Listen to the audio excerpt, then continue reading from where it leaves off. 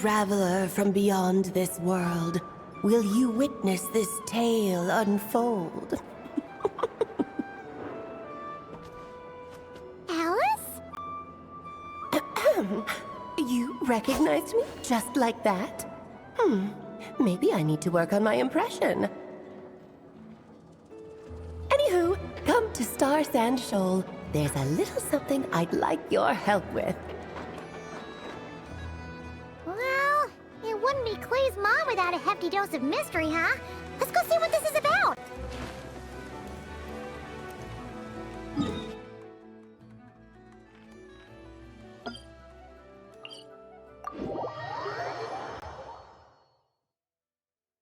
Oh dear, I am feeling the urge to jump in a puddle.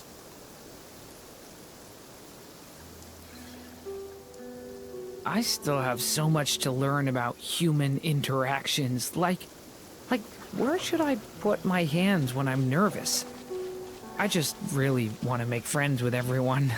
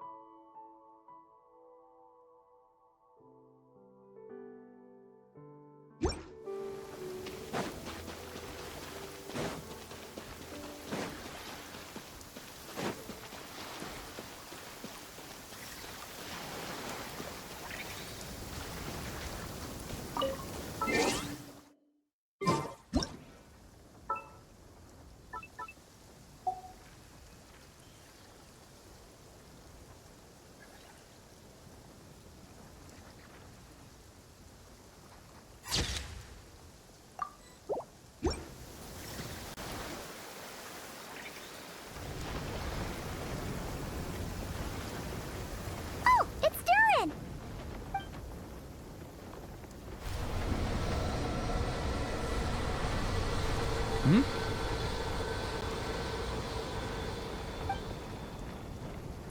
Traveler in Paimon? I'm sorry, I hope I didn't scare you.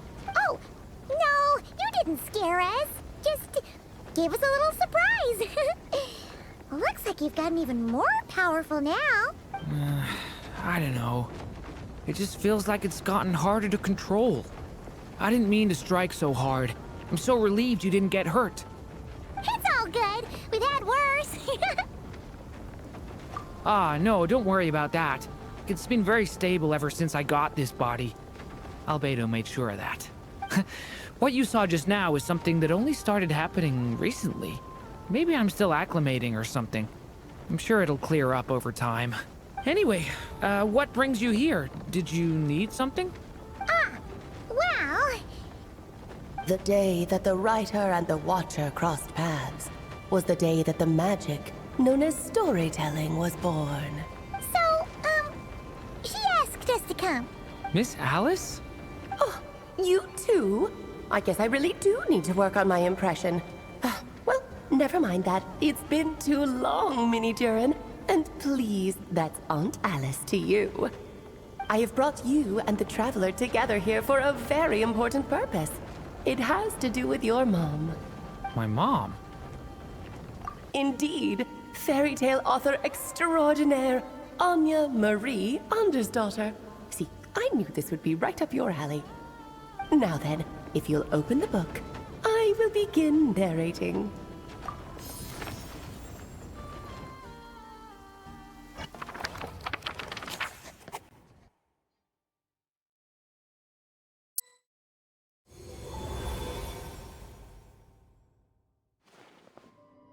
Whoa! What is this place? It reminds Paimon fan of Simulanka. The two are indeed similar. Both worlds were built using the same magic, after all.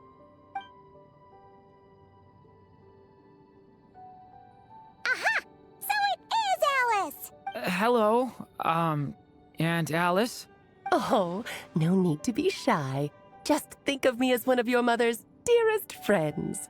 You keep talking about stories and magic. What's this all about? Simulanka 2.0 or something? Certainly not. Simulanka was a peerless masterpiece. Without the original author, it would be impossible to create a sequel, even for me. But you are right about one thing. Just like last time, I want to show you a work of magic that has to do with storytelling. What's this?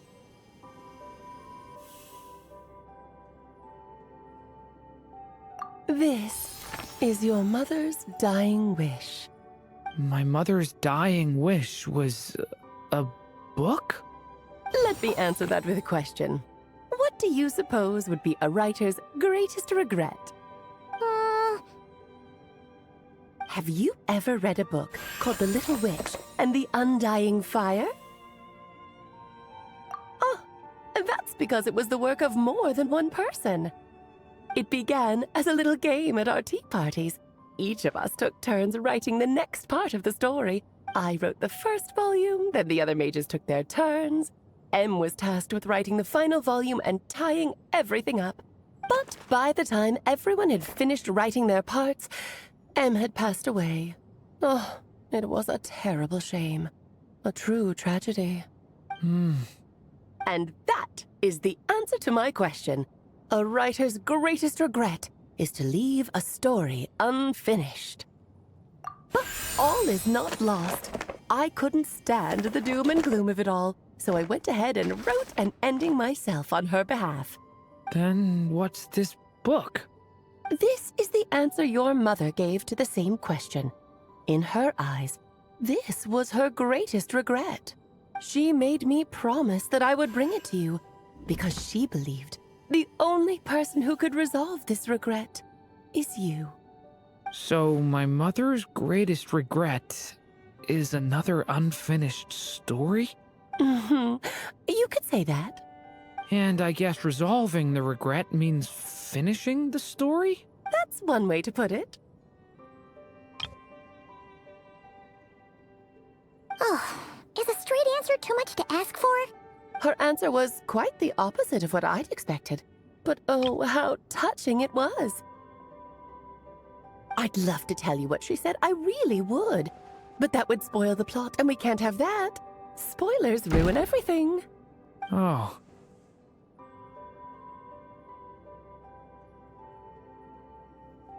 Just think of this task as giving a story a much-needed ending.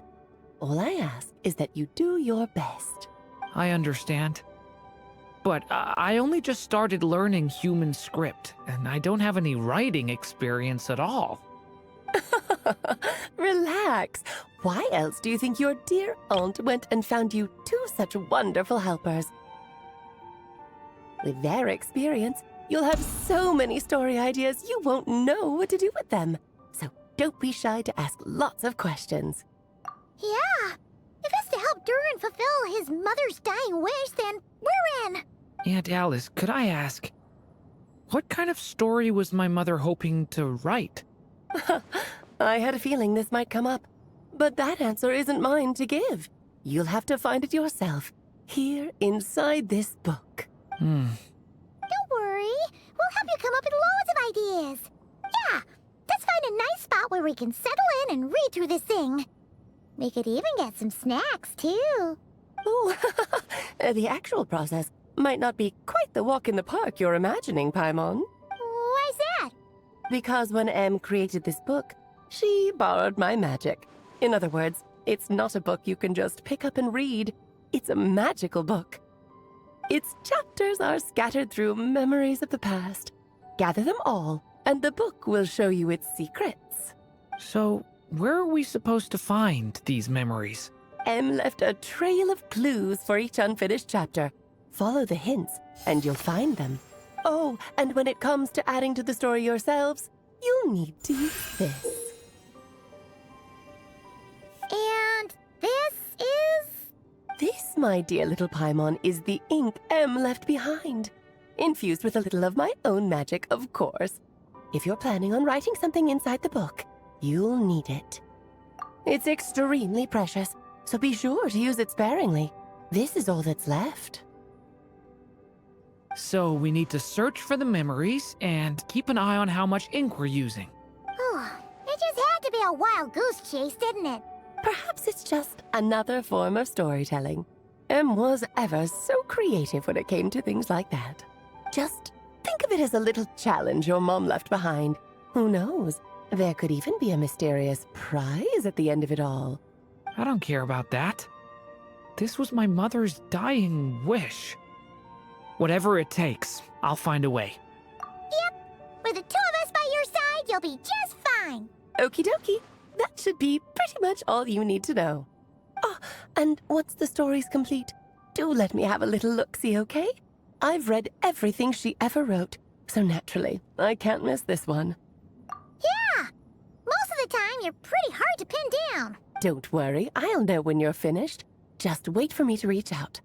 All right, off you go. I can't wait to hear how the story ends.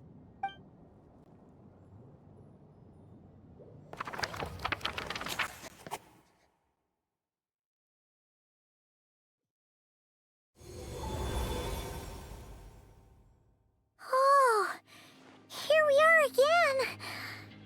Alice's magic really is incredible, huh? Right. Alice mentioned we should be on the lookout for clues. Huh? A corner of repose for countless tales, watched over by the honor of knights. A place for stories to sleep, perchance to dream of ancient cities and the epics of ages past. There, a witch once spent a sleepless night, and all to bring forth a story yet untold. Find the place I speak of, for it is where the seeds of this story lie. Was that a riddle? Where do you think this mysterious place could be? Hey, you might actually be onto something. Guess that means we need to head back to Mondstadt? I had a feeling that's where we would be headed. After all, it's where my mother was from, and I bet it's where she wrote this story, too. Yeah, that makes sense. Still, I feel bad about dragging the two of you along on such a long journey. Don't worry about it. We don't really have much going on right now, so we're all yours. Come on, let's go!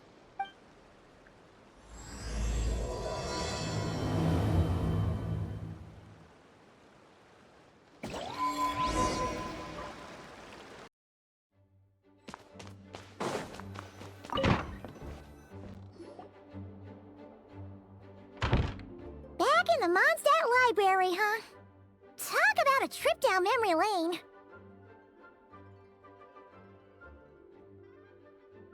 So, we're supposed to find the seeds of the story, right? What do you think that means? Well, we're in a library, so it's gotta be books, right? But seriously, there's so many here. How are we supposed to know which ones we need? Making a racket in a library? You should know better than that. Lisa! Oh, sorry about that. Now, who do we have here? Ah, my golden-haired cutie. And my little horn cutie, too. Sorry, Miss Lisa. I know you taught me to be quiet in the library, but Paimon was just trying to help. Please don't be too hard on her. Well, it has been far too long since we saw each other, so I suppose I can let it slide just this once. Back when he first arrived here, poor Jean wasn't sure what to do with him, so I stepped in to lend a hand. I figured if I can handle a boy raised by wolves, then teaching one who's part dragon should be a walk in the park. Nice! Sounds like Durin was welcomed with open arms. Why, of course. Now, let's save the reminiscing for another time. I'm sure you're here for a reason. Did you need to borrow some books? It's kind of hard to explain. Maybe you could take a look at this. Oh?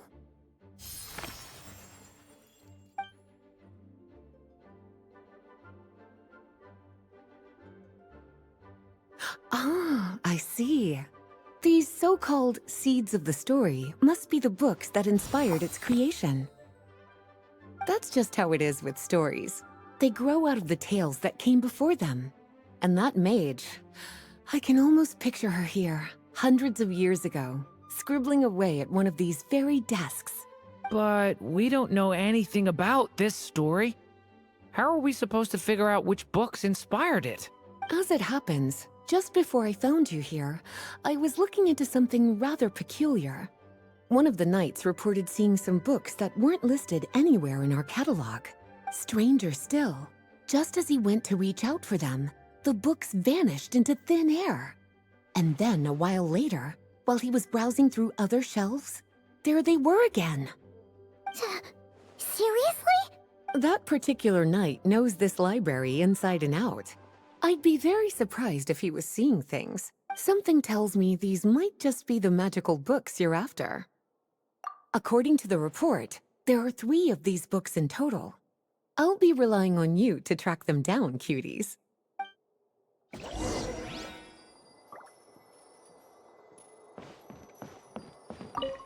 wait! Did Klee write this one? Should this even be here? We better show it to Lisa.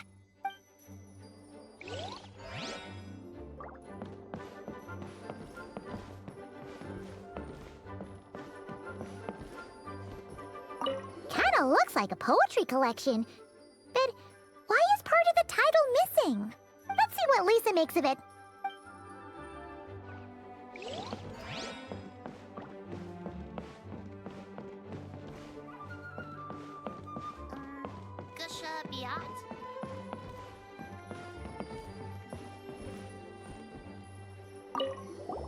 Second strongest spell in existence. Do not show Klee. Wait, there's actually a book like that right here in the Mondstadt library? That title's just gonna make people even more curious. Huh. There's definitely something fishy about this one.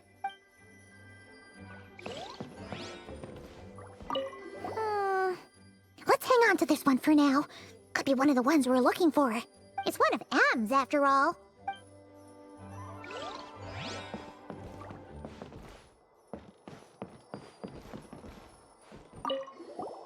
An experiment log. Looks like part of the title's been erased.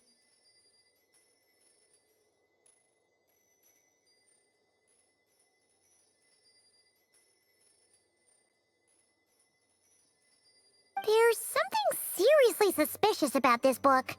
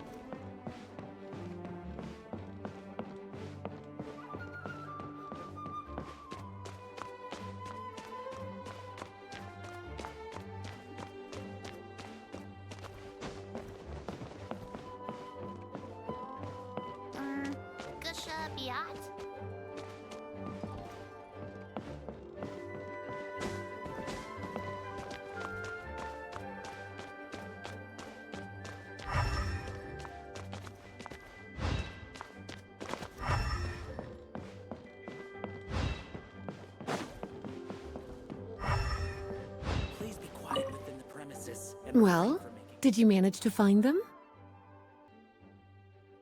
Huh. This book definitely doesn't belong here. Yeah, we could tell just from reading the title. Albedo was the one who brought it in. He suggested I place it on the restricted list and keep it sealed away. Why?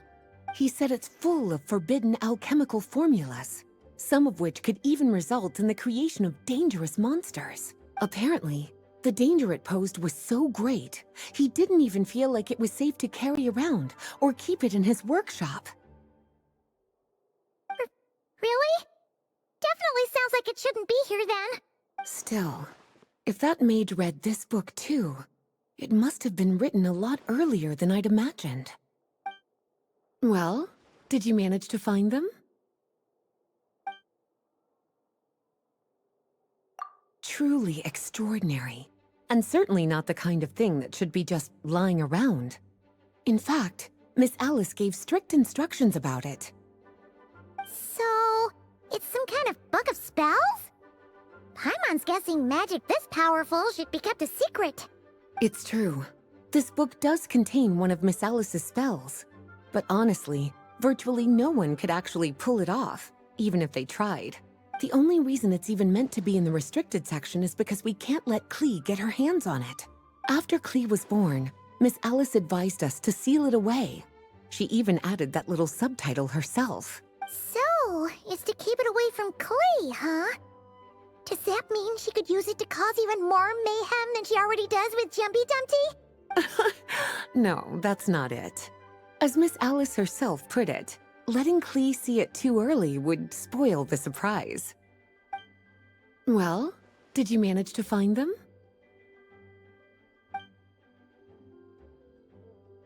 Yes, this is a restricted book, all right.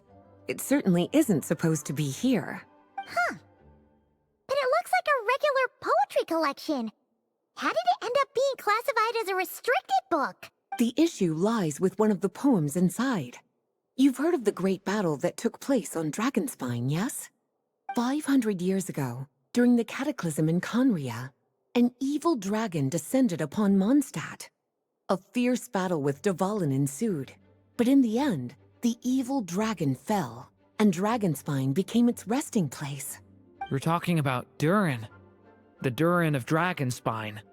Well, the poem in question turns the whole battle into a dance, with the evil dragon recast as an innocent child who came here in search of friends. But given all the suffering experienced at the claws of that dragon, how could the people of Mondstadt accept such a retelling? Bards are often accused of inventing history or distorting the truth in their ballads. But this one hit a bit too close to home. And since the knights back then were unable to track down the author, they decided to ban the entire collection, blot out the title, and seal it away for good. So the version in the poem, it was all a lie? I'm afraid that question is something only the dragon himself could answer. Well, would you look at that? Seems like these are the little troublemakers you're after. And all three just so happen to be forbidden texts. What kind of story requires reference material like that, I wonder? Forbidden texts? You know, the first time you mentioned that the library had a restricted section, Paimon thought you were just trying to scare us. Are you saying it actually exists? Not really something you should be poking your little nose into, is it, cutie? Sorry. Seeing as it was Miss Alice who asked you to look for these books, I won't question the matter. But they'll need to be sealed away again once you're done, so don't forget to return them. Don't worry, Miss Lisa. I won't forget. Well then, that's all from me. After all that hard work, I think I've earned myself a nice cup of tea. All right, we've gathered all the reference books. What's next?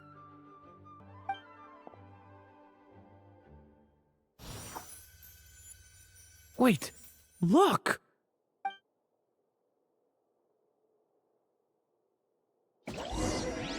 Gusha Biat?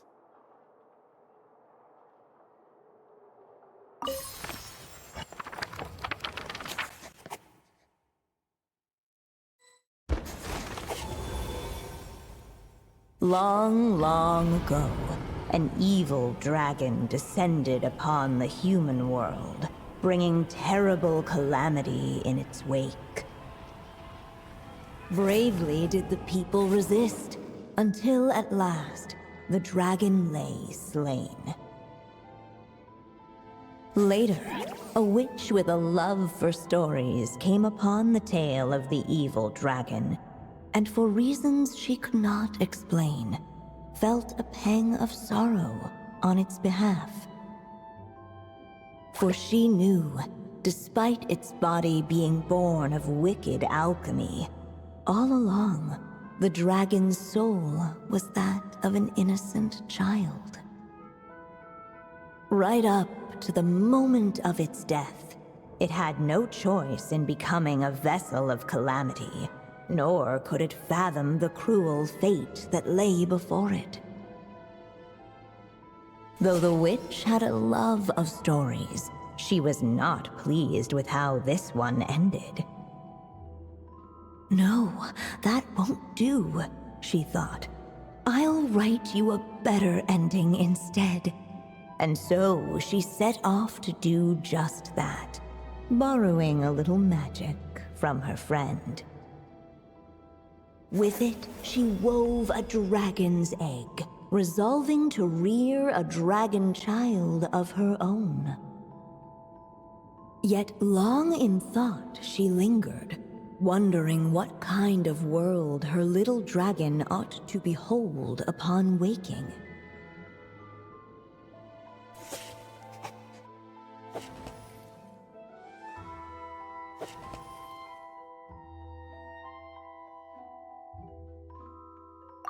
At last, she made her mind up, adorning the cradle with a wisp of woodland air.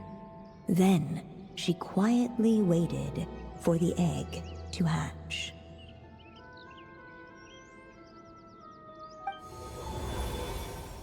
Whoa! We're actually inside the story! This must be Aunt Alice's magic. Yeah. A story about me? Why don't we just see where the story takes us? All we know is the beginning at this point. Okay. And now a golden-haired traveler, a silvery sprite, and a dragon-born youth step onto the stage. What new chapter will their arrival bring? Whoa! That came out of nowhere! Was that the same voice we heard just now? Yeah. But why does it sound so familiar? I've missed this. It's just like the stories my mother used to tell me. You mean... Em? She used to tell you stories? Yeah, she loved it. Back when she was still alive. Sorry, we should focus on what we're here to do. So, now that we're in the story, what's next? The dragon youth wondered aloud. Yet all he could do was wait for the story to unfold. Of course, there's something to be said for helping it along. Perhaps a little exploration could prove fruitful. Oh! Is that a hint? Yeah, I agree.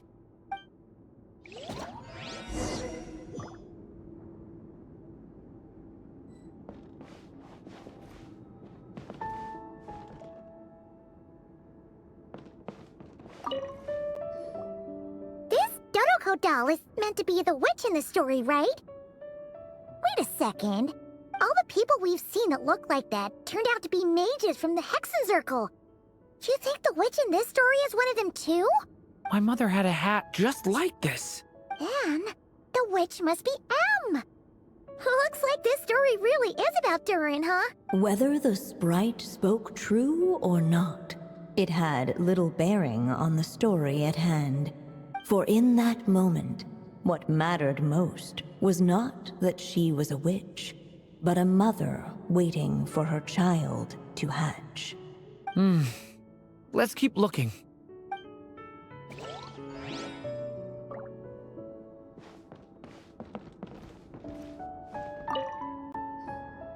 Look at all these books. Guessing the witch did a lot of reading while she was waiting for the egg to hatch. It just so happened a dragon egg wasn't the only thing she was incubating here. Where else might a story be born, if not among books? Oh!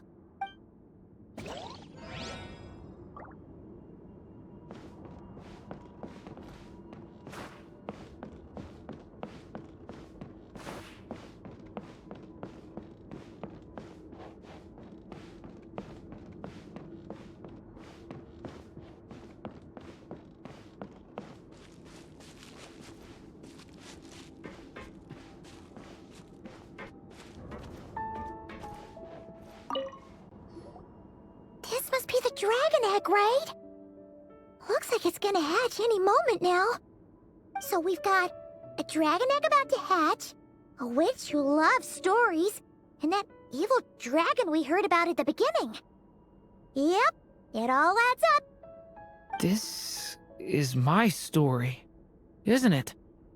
Okay, so how are we supposed to help the story along? It feels like all we can do right now is wait. Apparently, it hadn't dawned on the group to look for a way to help the egg hatch faster. Oh, right! We're at the point in the story where we're waiting for the baby dragon to hatch, so that has to happen before the story can continue. With the flames at his command, perhaps the dragon youth might be able to provide the egg with sufficient warmth. What? You want us to roast the dragon egg? The silvery sprite's surprise betrayed her lack of reading.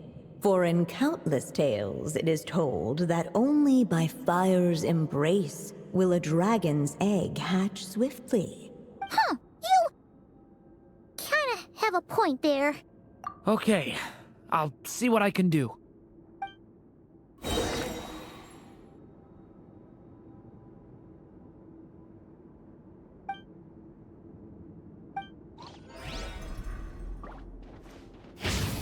Watch out!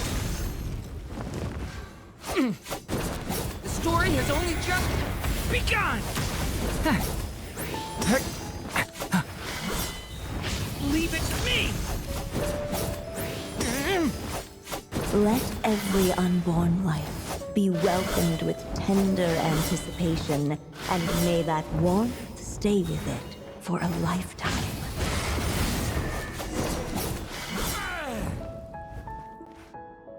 At last, under the witch's expectant gaze, the little dragon broke free from its shell.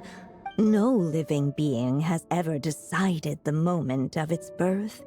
You were no exception, my child. I brought you into being because I willed it so, just like the witch who created that evil dragon. But I promise you this, your birth was wanted. You are loved, and you will have a different fate than the dragon that came before you. You've never told me those things before, but for some reason, I always knew. Thank you for bringing me into this world.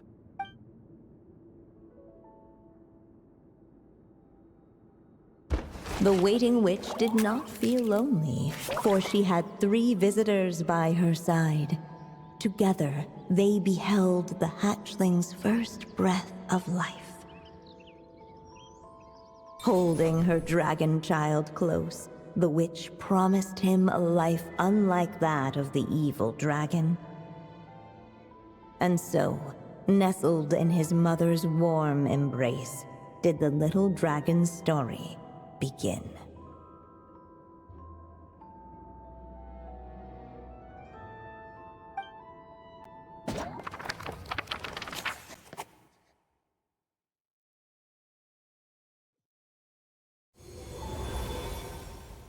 Wait, isn't this Mondstadt? Looks like we're back in the real world.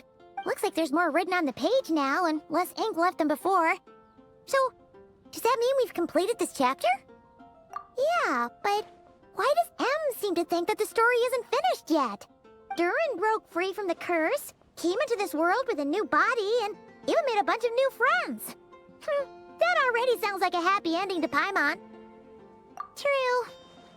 Everything's always so mysterious with these mages. Guess all we can do is wait for more clues. Huh.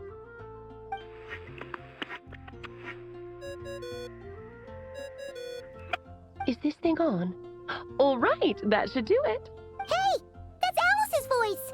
Hello there, children.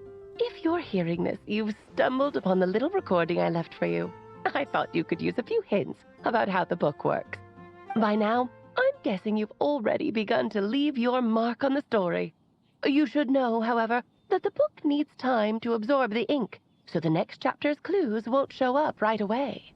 Wait, so even magic magic ink needs time to dry? The good news is, you can return to any chapter you've already completed and continue to explore the mystical, magical storybook world you helped create. Have fun, dearies. Toodles! Oh, man. Paimon was so ready to knock this out in one go. Maybe it's for the best.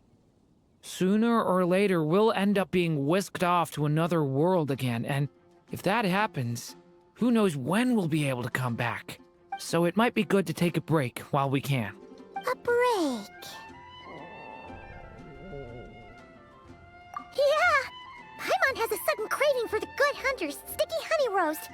And we happen to be in Mondstadt, so... So let's meet up here later. I need to find Miss Lisa to return those books anyway.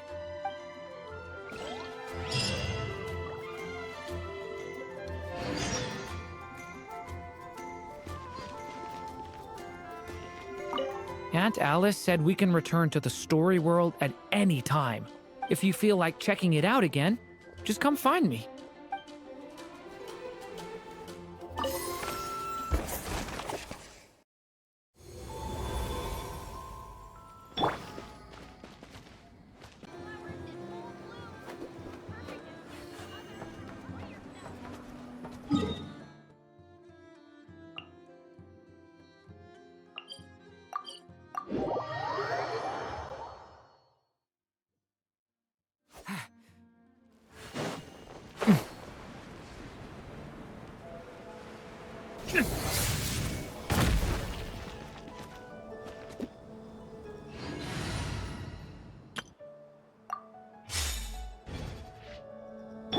Hey,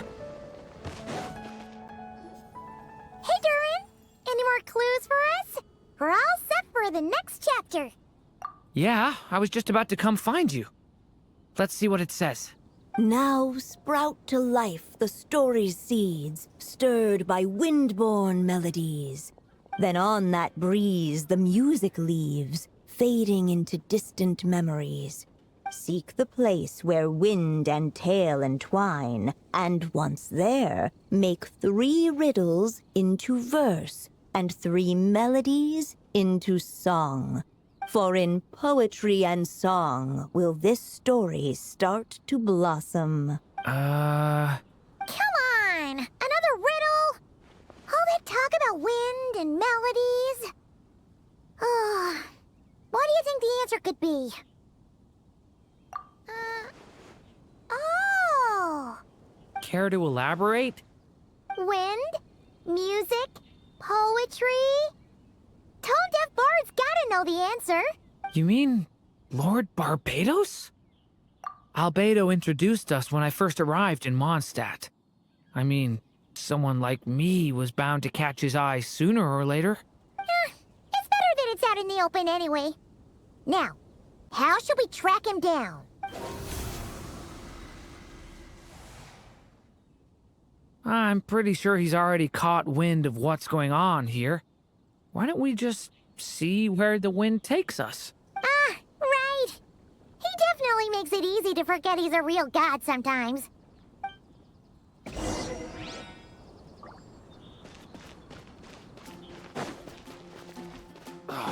Where am I? I'm gonna sing it one more time. Share your troubles with me. Traveler, Paimon! What a sight for sore eyes!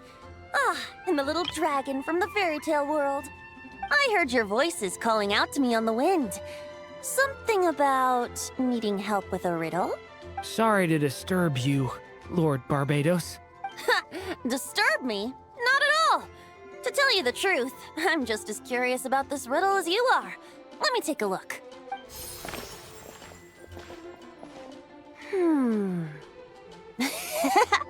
What is it? Did you figure out the answer? 3 riddles and 3 melodies. That sure takes me back. The answer you seek lies hidden in memory. Looks like running to Tone-Deaf Bard was the right call after all. Long ago, those mages came to Mondstadt, seeking to test their strength against mine. But I replied, Let us make music, not war, and resolve our conflicts through song. So I strummed my lyre and sang them this verse. O wind, welcome now, my guest. Pass through verdant leaves unseen, where shape your formless self may take, and offer up a graceful scene, a fleeting gift for welcome's sake. Leap at the edge of a sea of clouds, where land meets sky and sky meets ground. There frighten off the noisy crowds and bring my guests a calm profound. Fly beneath the stars up high, where mortal noise is swept aside, that my dear guests with starry eyes may share the dreams they hold inside. Now go to where I vowed to keep a quiet spot for them to sleep. No clash, no contest bars the way, just tea and mirth to fill the day. There you have it, the 3 melodies. As for the answers to those 3 riddles, I trust you can guess them by now. The woods, the edge of a cliff, and the sky? Correct! Funnily enough, your mother was also the first to solve it, all that time ago. There must be some kind of special rapport between those who write stories and those who sing them. The woods, a cliff, and the sky. I suppose the spot that answer points to is where you're headed next. You should know, after solving my riddle, the mages even accepted my proposal and made that location their official meeting spot. And going by what your book is suggesting, once you found it, you might want to try playing the melody I just shared with you. Guess you can be pretty reliable when it counts, huh? Great Animal Archon? Thanks for the help, Lord Barbados. Still got questions for me, huh? Yeah, you must have read countless tales in your time, being a wandering bard and all. In your experience, why might an author consider a story unfinished? Unfinished? Well, I guess if there's something left to accomplish in the story, or, if the last line goes, "To be continued." Huh? Wow, your helpfulness lasted for like 1 second. In all seriousness, I would think the answer to that question lies in your mother's story itself. It's not my place to pry any further. All right then, we should get going.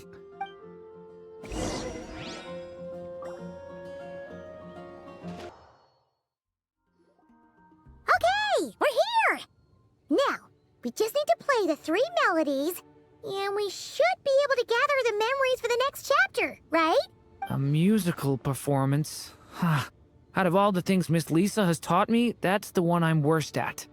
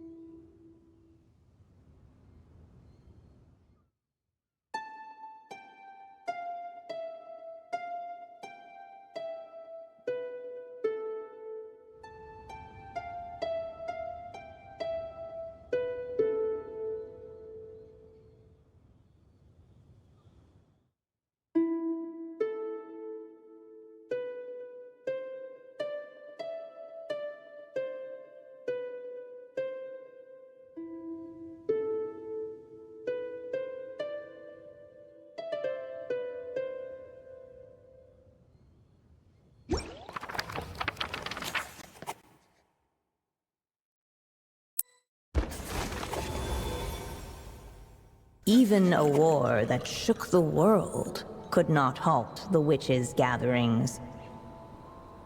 Yet even so, with the passing of time, 3 of their teacups no longer came to be set. The witches did not linger long in sorrow, for the Story Witch had brought glad tidings of her own. Born was her dragon child, safe and sound. Her fellow witches offered up their blessings, eagerly debating how to celebrate the child's birth.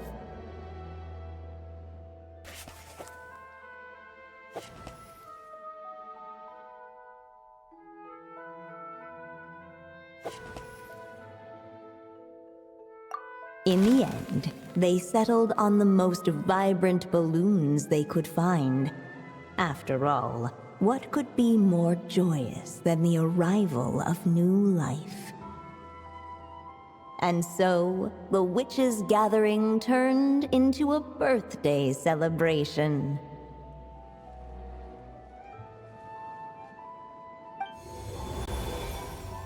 So, we're back in the story world, huh? As if from nowhere, new guests appeared at the witches' table. Perhaps they too had come to celebrate the dragon child's birthday.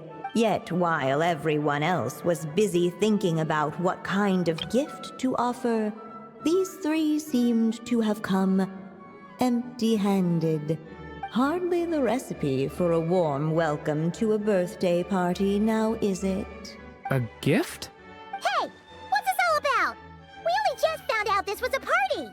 While the guests voiced their complaints and grievances, perhaps they should have been wondering what kind of gift to give instead.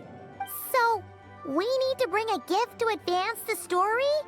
Ah, but where are we supposed to get something like that? Perhaps it would be a good idea to have a look around. Why didn't you just say so?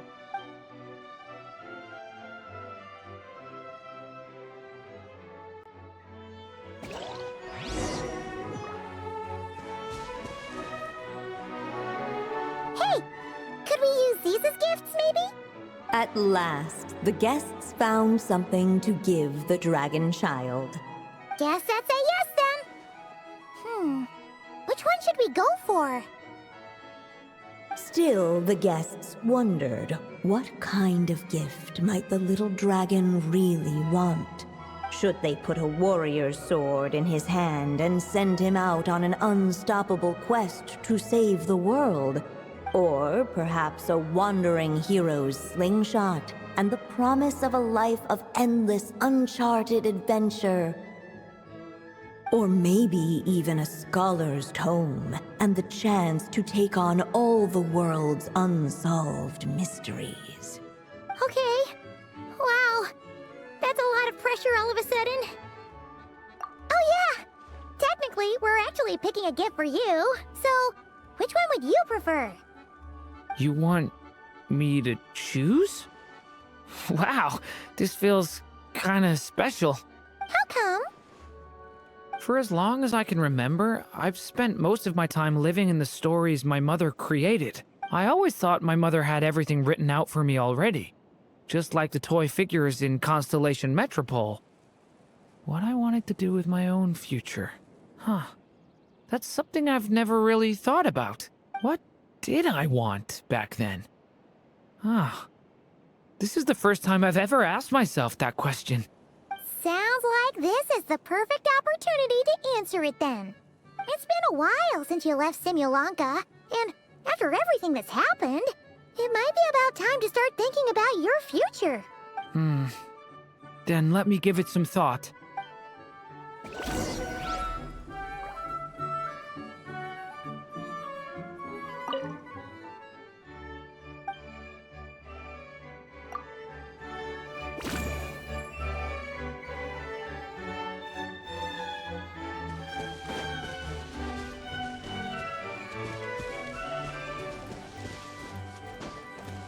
No mark had been left on the page ahead.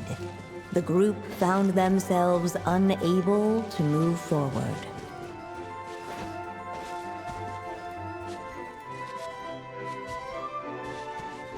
The witches went on chatting away, ignoring the empty-handed guests. Wait, What the guests saw before them was none other than the witch's pen, the source of countless moving tales. So, this is M's pen? The one she used to write the story of Simulanka? You must know it well, Durin. Honestly, the thing I remember most is how often I woke up to the sound of it scribbling away. In the years before my mother passed away, she'd often sit at her desk writing late into the night. Almost like she was in a race against time to get something completed. Anyway, it belonged to my mother, so we shouldn't mess with it. Let's go see what else there is.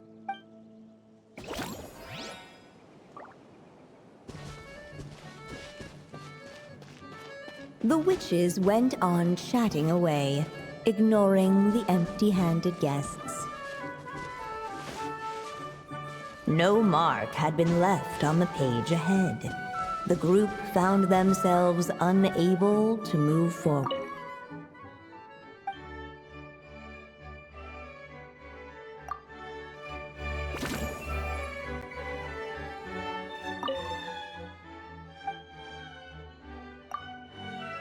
The guests hesitated, and not without good reason.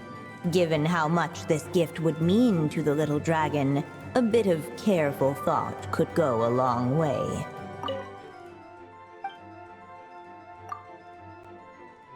In the end, the guests settled on the warrior's sword. So, your dream is to become a warrior? I just really want to be able to keep people safe.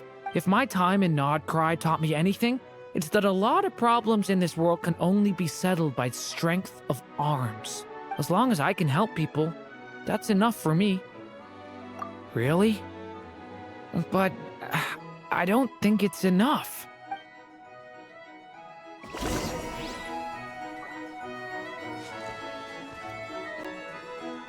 Alright. They should let us in now that we've got a gift, right? Hello there. Brought a gift this time? The newly arrived guest presented his gift, wishing the little dragon a future as an indomitable warrior. Accepting the guest's blessing, the story witch invited him and his friends to take their place around the table. Finally, she could introduce them all to her dragon child, telling all in attendance about the moment of his hatching, and of course, the name he'd been given. It was then that the seer witch, diviner of the stars, withdrew her gaze from the heavens and turned a sorrowful glance upon the little dragon. You gave him the same name as that evil dragon? That's right. But the life I intend for him shall be very different. What folly, to love so blindly. For as you must know, a name is the mirror of destiny itself. He who bears an evil dragon's name must also inherit the fate of its previous owner. His fate has been foretold. Then I'll rewrite it. The witches at the table fell silent, for they knew the seer witch's words had never once proven wrong. Yet, just as clearly, they recognized the story witch's resolve. For there is scarce a force in this world more fearsome than a mother's love. At last, the merry witch stepped forward, dispelling the uneasy silence. So be it. Then we'll all lend a hand. Together, we shall rewrite this child's fate. You mean to defy one of the fundamental rules of this world? I refuse to be shackled by such rules. Besides, this is a witches' gathering, is it not? What could be more fitting a subject for this occasion than to defy them? Oh? Sounds like an interesting experiment. I suppose, were we to succeed in this endeavor, we might bring a touch of wonder to this otherwise dreary sky of stars. The merry witch finally talked them all round, just like she had done many times before. Warm and strong as the sun she was. So much so, in fact, that those who her light shined down upon had no choice but to bask in it. And so the witches readied their gifts, 3 marvels of the cosmos.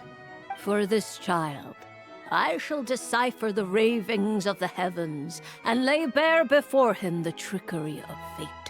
For this child, I shall leave a formula powerful enough to unravel the very origins of this world, that he may seek another solution for the conundrum of his life. For this child, I shall call upon wondrous magic to make possible his impossible wish. All the Story Witch had was the pen in her hand, yet with the love that flowed from it, she resolved to bring forth a marvel of her own. For this child, I shall leave behind the last story I will ever write, and with it, a path to an ending yet untold.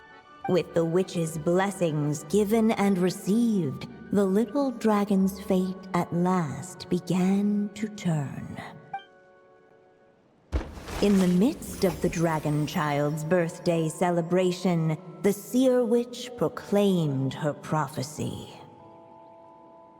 The child had been given the evil dragon's name, and with it, the burden of its fate. But hearing this, the Story Witch vowed to rewrite it all, for such was her love and resolve. And so the other witches offered their gifts in turn, marvels as rare as any in the cosmos. Together, they sought to test one of the fundamental laws of this world, in part to support a mother's love, and in part to sate their own curiosity. Oh, and I almost forgot. Our new guests came bearing blessings of their own. Who knows? Perhaps this extra bit of courage might be all the little dragon needs to change his fate.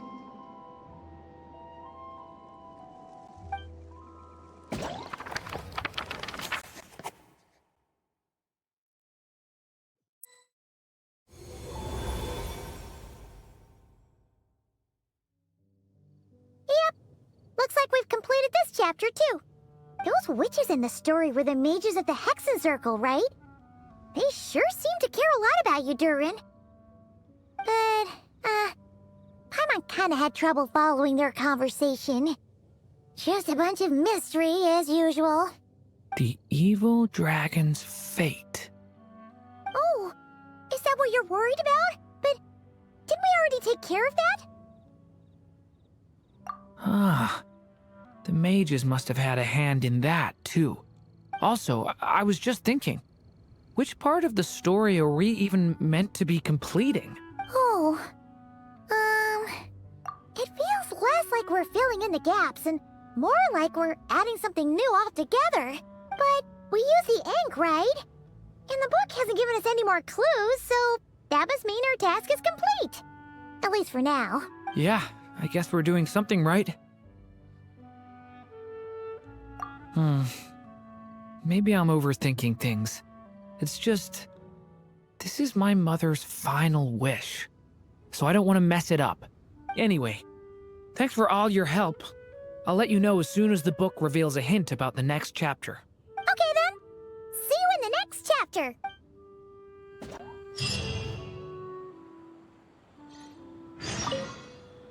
I think I'm gonna stick around, take my time reading through this book. If you feel like jumping back into the story, just come find me.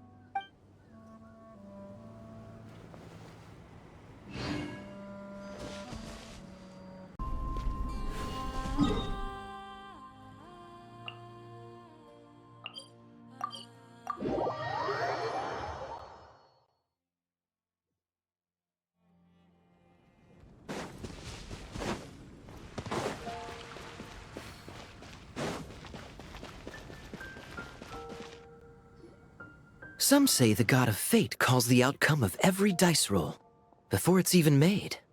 And that's why the secret to winning a lot of games is having that god on your side. Your luck is amazing, Kaya. Your turn. Give it another shot.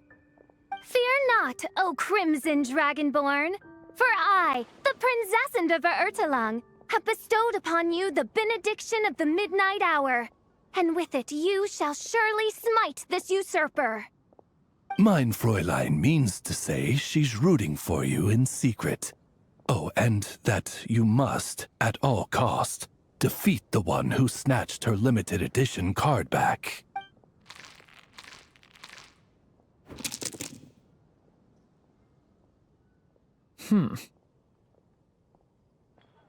I'm not too sure if that counts as good luck or bad. Tis not but the perfidious machinations of fate. Hey, everyone! Miss Honorary Knight and Paimon, you're back! It's good to see you, Honorary Knight. Mein Fräulein is quite invested in the outcome of this match, so please, allow me to extend greetings on her behalf. Of course! But if you're out playing cards, how come you're not over at the Cat's Tail? There's something about our horned friend over there that seems to frighten off little animals. Could be because he used to be a dragon. Normally, the animals just steer clear of him, but in the close confines of the Cat's Tail, let's just say, the feline residents probably consider it their turf.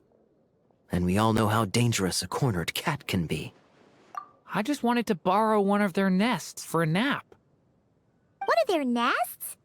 Wait, you mean a cat sofa? Yeah, it's more comfortable for me. I can stretch out just the way I like. But it turns out the Black Cat and his minions are quite territorial. Luckily, Miss Diona helped smooth things over, and they finally agreed to let me use one. But, I only get to use it after dark. Oh, Diona stepped in! You know, underneath it all, she really does like helping people. The more likely reason is because Durin won't touch a drop of alcohol. As far as Diona's concerned, that pretty much makes them two peas in a pod. It's a shame, really, considering everything Mondstadt has to offer in that regard. Mondstadt's alcoholic drinks are a bit too much for me to handle right now. But maybe someday. There's no need to force it. Who says you have to drink just because you're in Mondstadt? Yeah, it's just, I'd really like to make some more friends, so I need to learn how humans socialize. I guess alcohol is usually involved, though. But that's why I started learning how to play Genius Invocation TCG. It's also a kind of social activity, but it doesn't involve drinking. And I've been lucky enough to receive the guidance of the Prinzessin de Verurteilung herself. Exactly! Who needs alcohol when you can make friends playing card games? Speaking of which, need any tips from the master over here? You'll wipe the floor with that opponent of yours. Paimon guarantees it. Unfortunately, with the luck he's having, not even that legendary card master from Sumeru could turn things around at this point. Yeah, that last roll wasn't great. But who knows? Maybe you'll have better luck next time? He keeps getting the exact same roll over and over. This is the third time already. If there really is a god of fate, they could have cut this kid a bit of slack.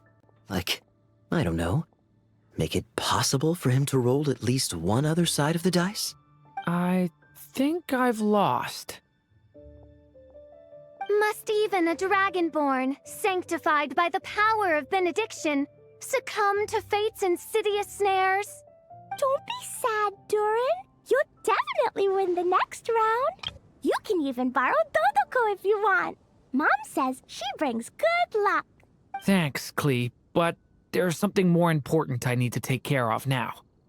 Oh, okay. So, the book's given us another hint, right? Yep, and I think I've guessed where we're headed this time. Come on, follow me.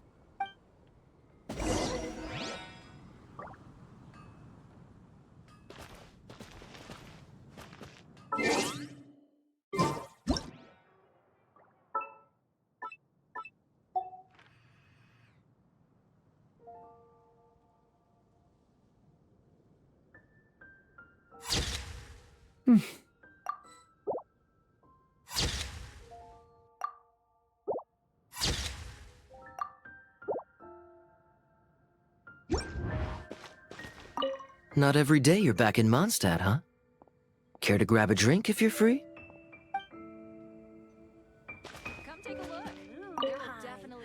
Miss Honorary Knight and Durin, are you heading off on a big adventure? But Master Jean said I can't leave the city today. Promise me you'll tell me all about it when you get back, okay?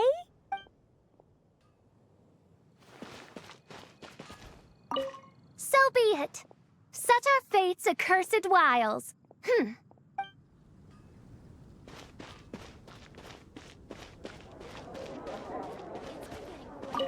Ugh, where's that stench of booze coming from? Ugh, it's gotta be him! Ugh!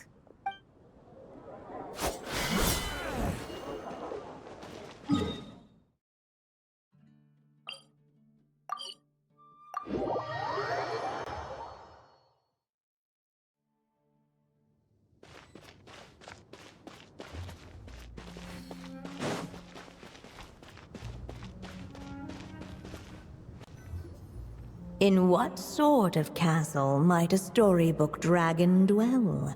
The witch turned to a mighty dragon born upon the wind to seek her answer.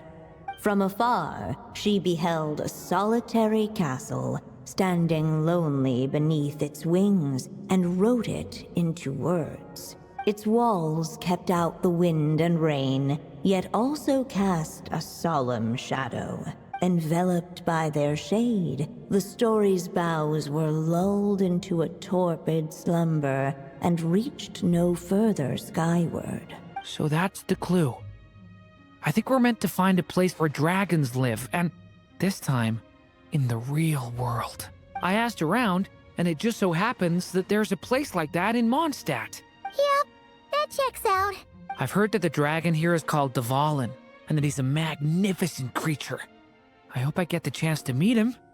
Wait a second. Do you think having the two of them meet is the best idea? You know, considering everything that happened in the past? How would we even explain everything to him? Well, if we do run into Durin, it should turn out okay with us there at least. Is something wrong? Nope. Let's go!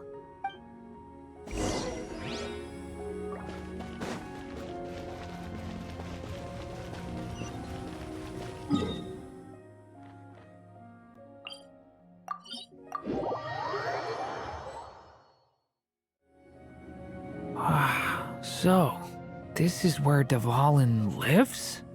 Yeah, right into the middle of a raging storm. If you're afraid of getting blown away, Paimon, you can always hang onto my sleeve. This isn't Paimon's first rodeo. Come on, let's get going!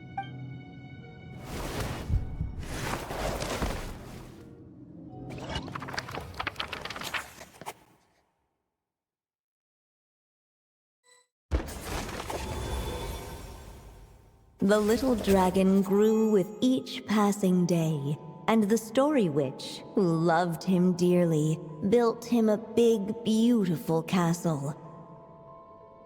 Yet in the end, she herself succumbed to time's merciless march, setting forth on a journey to a place beyond even the stars. All of a sudden, the little dragon found himself alone.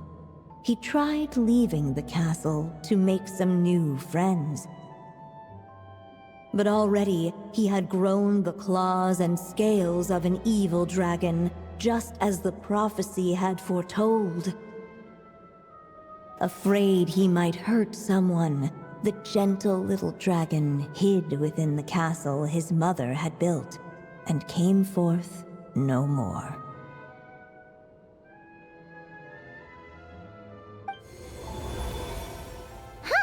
Looks like we're back in the story world.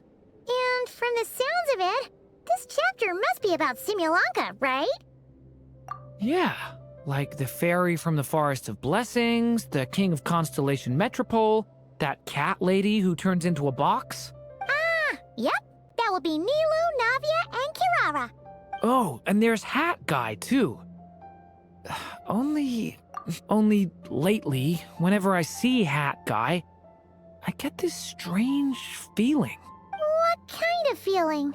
It's like there's something on his mind. He hasn't told me what it is, but I can sense it all the same. Well, he's always been kind of broody.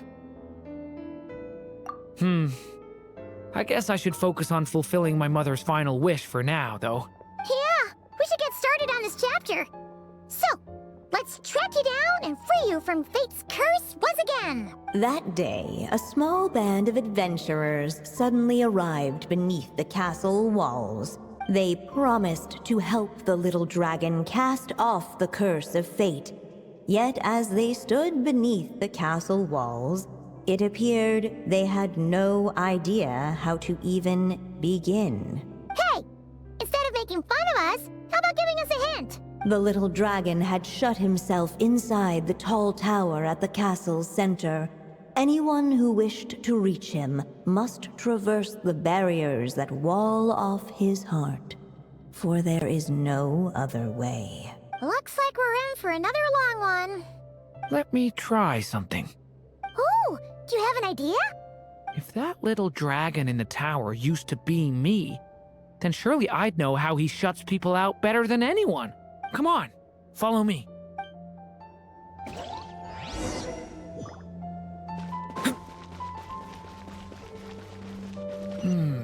That telescope. I've seen magical tools like that before.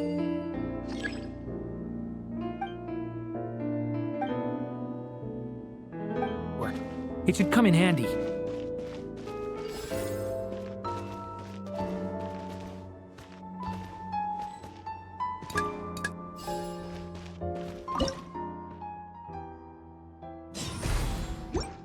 Whoa! That block just got bigger! We can get past the obstacles ahead by using these blocks to jump upwards.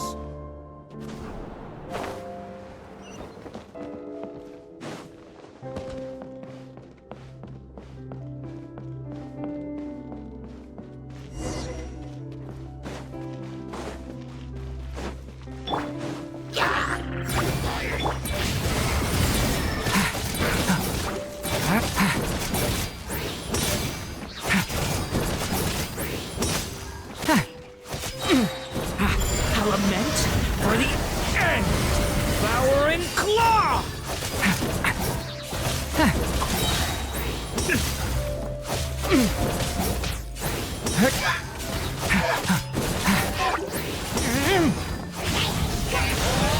The story has only just begun!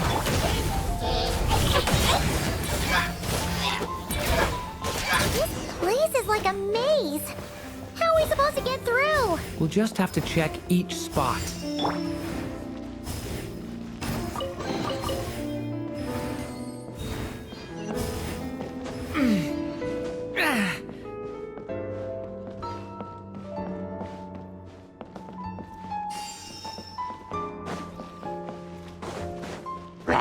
Watch out!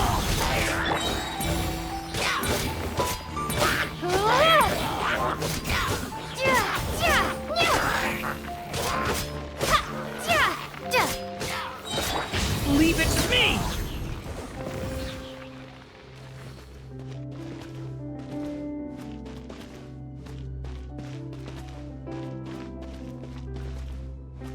We should be able to use this block somewhere.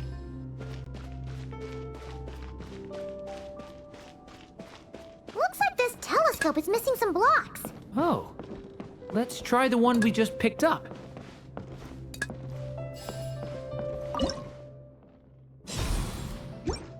Still not enough. Guess we'll have to keep searching.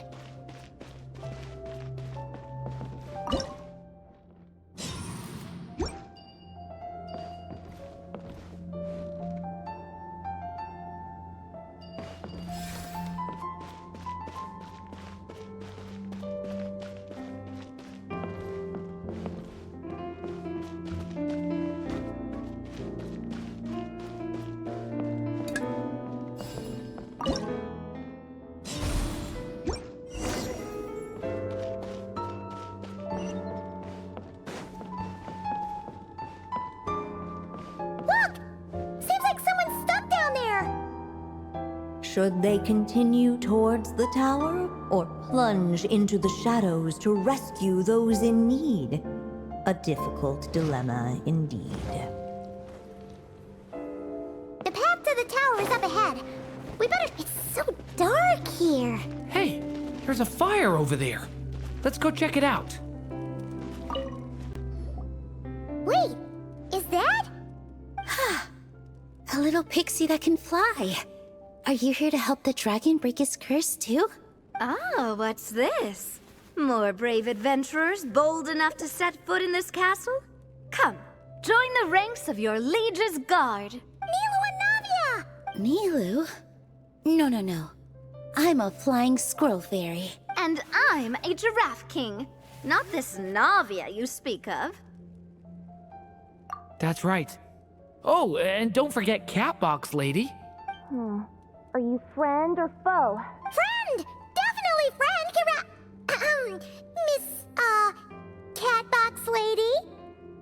Yeah, Simulankha is a big part of Durin's story. So, guess it's no surprise the people we were with there would make an appearance. Okay, I think I get it now. Flying Squirrel Fairy, Giraffe King, Catbox Lady, please follow me. The shadows cast from the high walls of the tower were manifestations of the dragon's loneliness, barring the path of any visitor who wished to be his friend. The group of brave creatures sought to aid the little dragon in lifting his curse, yet without light to lead the way. The group was trapped, waiting on a miracle. These shadows are blocking our path. It seems like the little dragon is afraid to meet us. If only we had more firelight. But you three don't seem to fear these shadows. Why? Because I carry more than enough firelight for all of us. Besides, even though we're here to complete the story, who says it can't look a little different this time? Before I met you all, I was so sure I'd never make a single friend. I pushed away anyone who tried to get close, until some kind of miracle brought you to me. This time, allow me to return the favor. I'm not sure I followed all that, but you want to help the little dragon break his curse too, right? Yes, so please, come with me.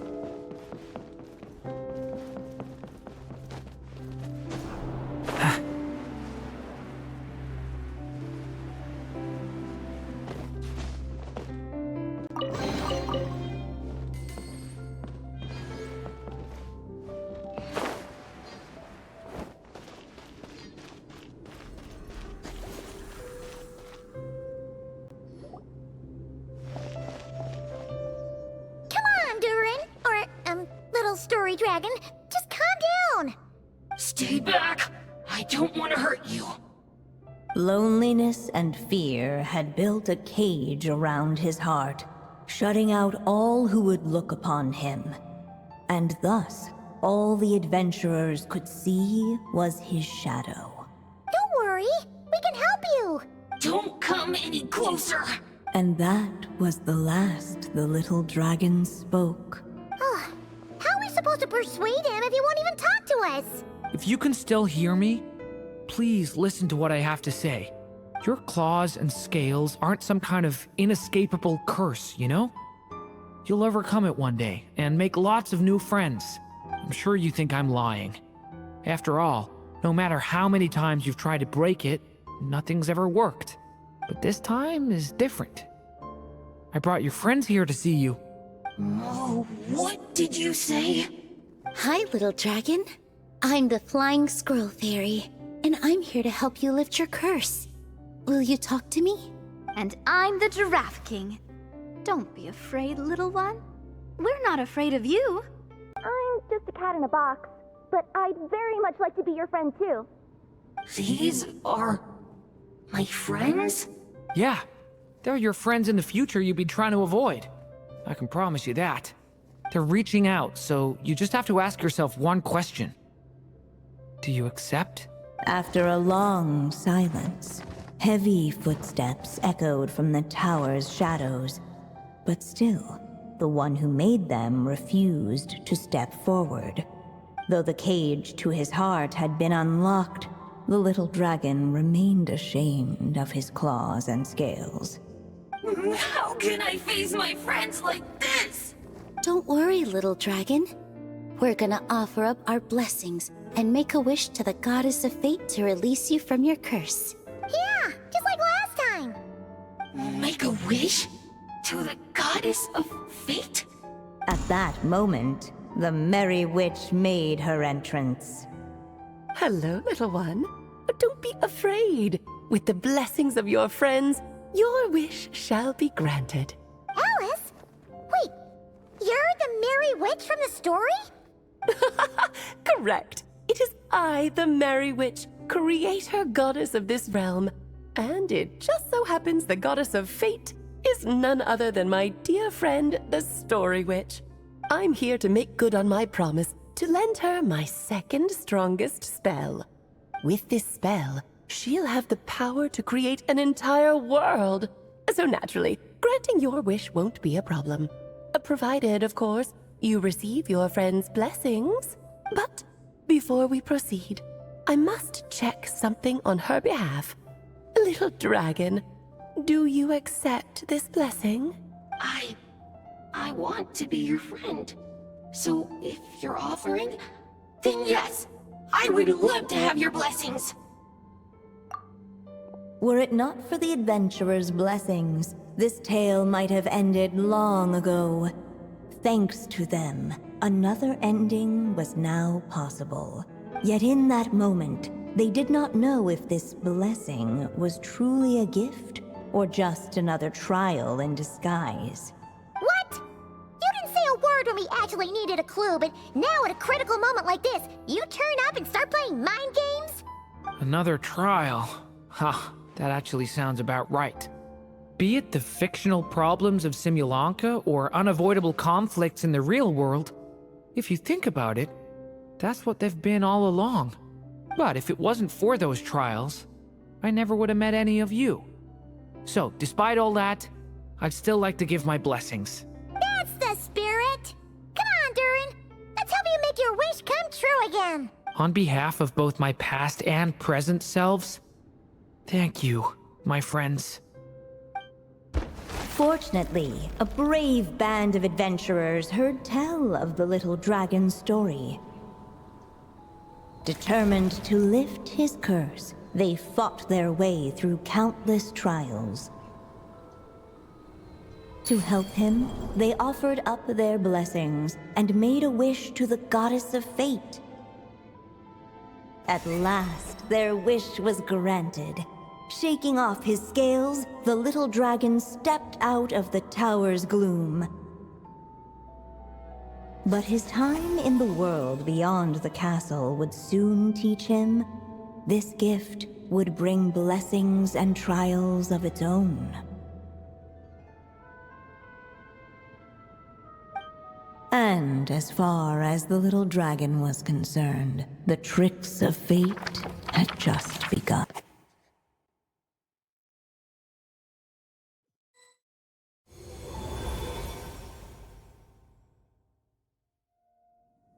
So, Durin's wish came true just like it did before. If this story was written by my mother, then surely that was the last chapter we just completed. Oh yeah! So, in other words, we finished it! Looks like that's a wrap on Alice's task, and there's even some ink to spare. Guess we'll have to wait for her to make contact, like she said. So, my mother's final story has finally come to a close. Sounds like you're a little sad to see it end. Back when I was still living in Simulanka, I was always under the illusion that my mother had never truly left. Every day I spent immersed in that world. It felt like she was right there by my side, still reading me bedtime stories. But now... Durin! That's right! And you've got so many other friends waiting for you back in Mondstadt! Yeah. Speaking of which, after all that flying around, Paimon's starting to feel hungry again. So, why don't we head back to Mondstadt? Perfect excuse for a big meal with the rest of the gang. Now that you've fulfilled your mom's final wish, a little celebration seems in order, right? It's just a pity we never got to see that big, beautiful dragon. You were really looking forward to meeting him, huh? He might not be here all the time, but Paimon's sure you'll get a chance at some point. All right, no worries. Anyway, since this feast is to celebrate me fulfilling my mother's final wish, I guess it should be my little treat.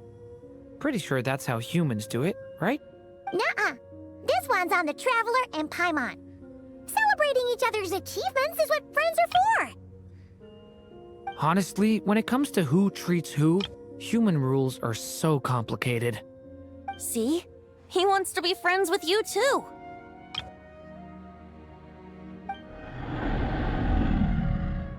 But the moment hasn't come. At least, not yet. In any case, the story should have a better ending this time.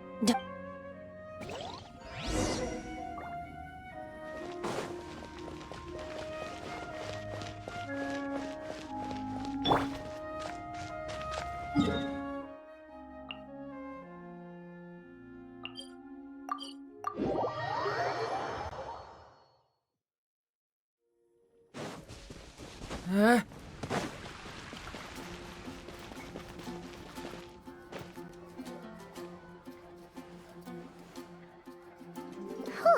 Feels like we were gone for ages. Hopefully, everyone's still here. So, your adventure was a success, huh? Want to grab a drink to celebrate? Absolutely not. No booze allowed. This honorary knight, Durin! I want to hear all about your big adventure.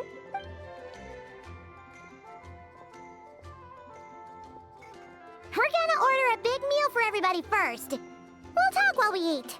Yippee! Excuse me. Did I hear you call him Durin just now? But wasn't Durin the evil dragon that fell on Dragonspine? Come on, miss! This Durin isn't that evil dragon from Dragonspine. Albedo said... well, it was kinda confusing. But anyway, it's super cool. Oh, is this your first time meeting him, Marjorie? No wonder you're getting him confused. Still, even if you hadn't met him yet, shouldn't you have heard about him at the very least? At this point, pretty much the whole city has.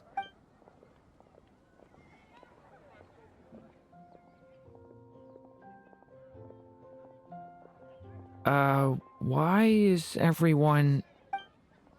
So, what exactly is his connection with the evil dragon? Wait, but those horns on his head... Surely he's not a... Did everyone just forget about Durin? No, that can't be.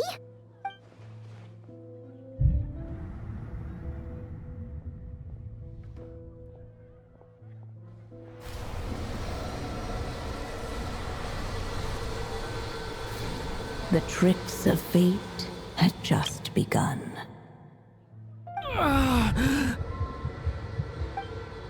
Watch out!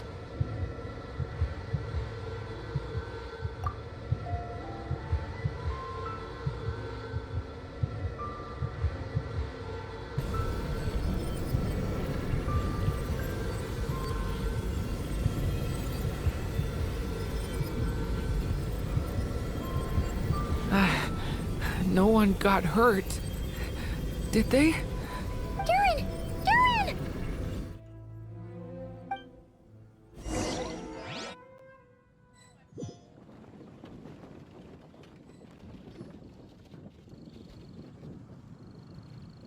I just had Barbara check him over.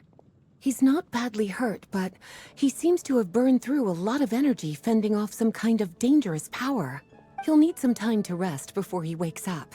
So, can someone explain what's going on here? It seems like, aside from Durin's close acquaintances, the people of Mondstadt have forgotten everything about him. How could that even happen?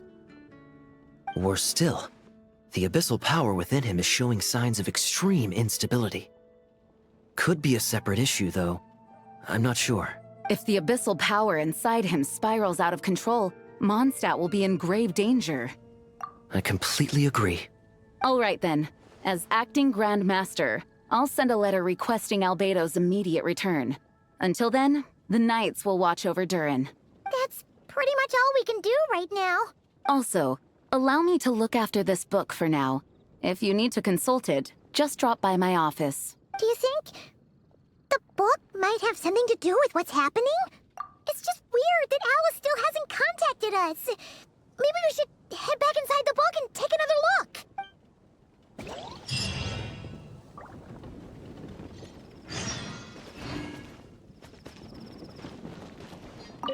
No need to worry. He's stable for now. Klee was really looking forward to hanging out with Durin. We'd better not tell her what's happened to him just yet. I'll have the Knights notify you as soon as he wakes up.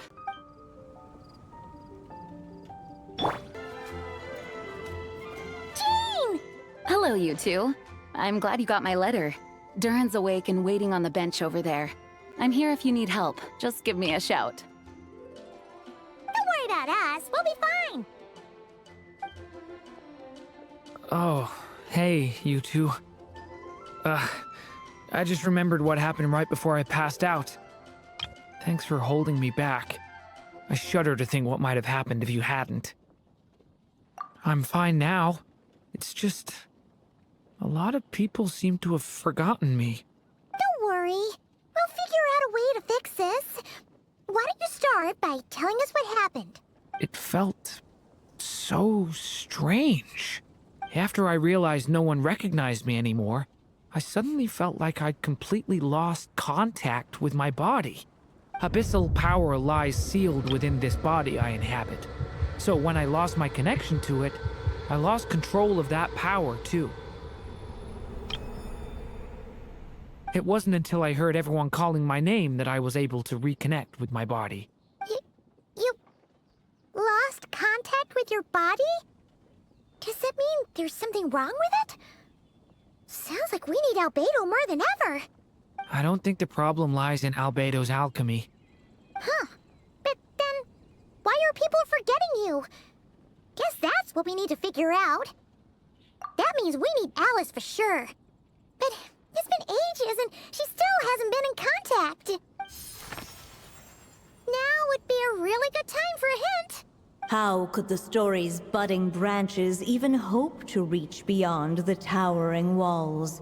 Leaving the castle, the witch went off in search of the tallest, grandest tree in the whole world. High up in the canopy of that tree, she sought a resting place, a refuge where the little sapling might take root. Go to that place, for it was there that the sapling felt its first breath of wind. Huh? Was that another clue? Does that mean the story isn't over yet? Leaving the castle. It just occurred to me. If this story is all about my own experiences, then wouldn't what happened after I left Simulanka be part of it too? But how could she possibly know exactly what would happen? And even if she did, how could we know when the story was complete? Yeah. Since we can't reach Alice right now, we'll just have to get to the bottom of this ourselves. But first, we gotta figure out where this riddle wants us to go. The tallest, grandest tree in the whole wide world. Huh. The only place that ever gave me that feeling was the one I ended up in right after leaving Simulanka. They had great coffee there, too. And so many books you'd never run out of things to read. Think about it. Our search in Mondstadt began in a library, right? Well, Sumeru City's got one of those, too. And it's absolutely huge. What do you say? Should we try looking there? Huh. that does kind of make sense. And it's not like Paimon's got a better idea. All right, let's just give Jean and the others a heads up first. Well, it sounds like you've got a plan, so I won't interfere. All I ask is that you stay safe. Albedo won't be back for some time, and until he is, we can't know for sure how dangerous Durin might be in his current state. I'm so sorry about what happened before. Believe me, I'm not blaming you, and neither is anyone else here. If anything, it's the opposite. We're all just worried about you. Worried? About me? Come with me. I want to show you something. As soon as they heard you were awake, they all hurried over to see how you were doing. You all came to see me? A little birdie told me you're working on finishing a storybook. So maybe all those people losing their memories is just a plot twist, waiting to be resolved. Miss Lisa, you always seem to know how to put my mind at ease. Please, everyone, don't worry about me. When I get back, I'll find a way to complete my mother's story, and the one we started, too.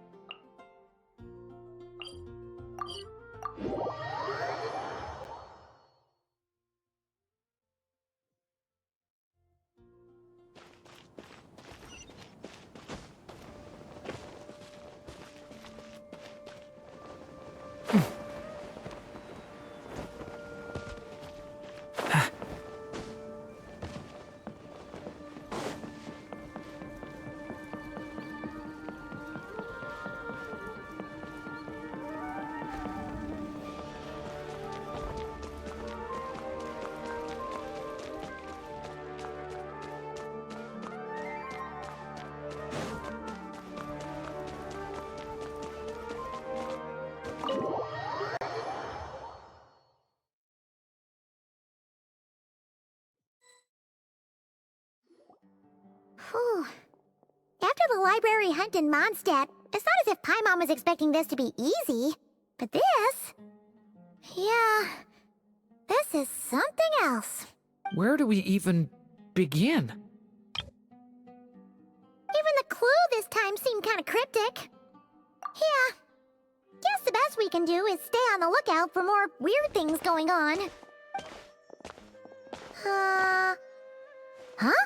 Sorry, what was that? I'm here to return Volume 5. According to the catalog, Volume 5 of this series is not available for loan.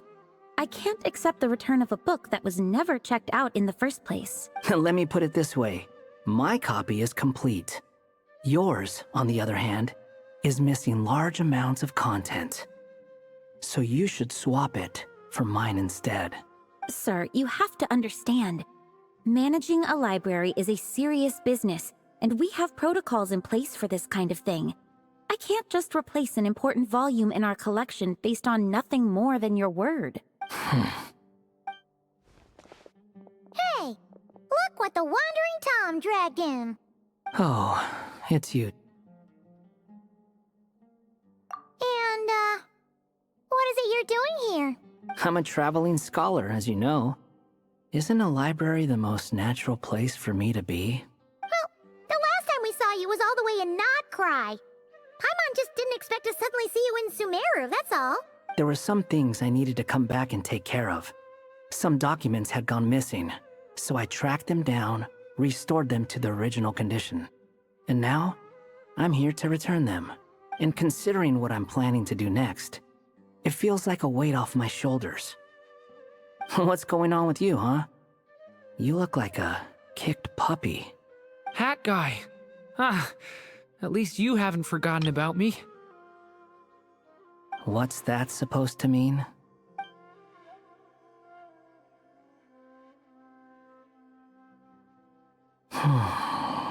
So it's been getting worse. Sounds like you know something we don't. After he left Similanka, he spent some time traveling Sumeru with me. I was working on several texts at the time, and I stumbled upon something strange.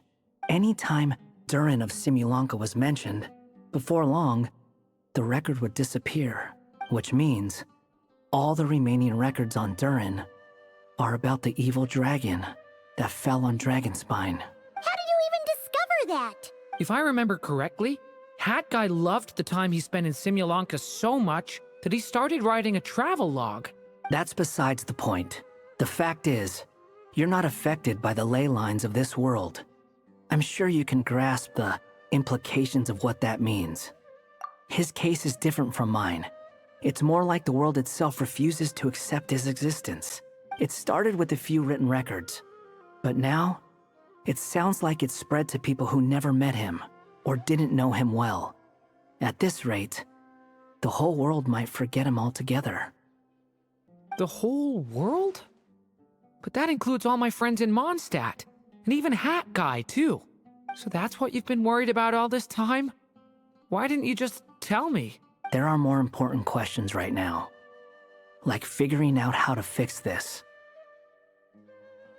That mage clearly cared a lot about her child. She left that book behind for a reason.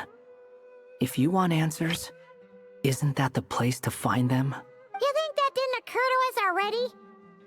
Problem is, we need to find the memory that unlocks the next chapter first. Mind if I take a look? I just want to know what secrets this book is hiding. Besides, I've run into a bit of red tape, so I've got time. Of course. Be my guest. So, the memory we've been looking for was about you all along?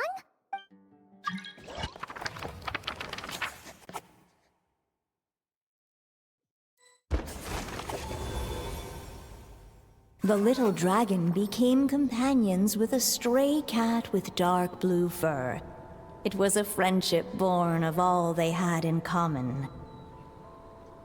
He left his castle at the stray's invitation, setting out to explore the world beyond its walls. There, he grew fond of the outside world, eager to make friends and share the story of his life. Taken by the dragon's story, the stray tried to write it down. But he soon realized that no matter how he tried, it would always warp into the evil dragon's tale.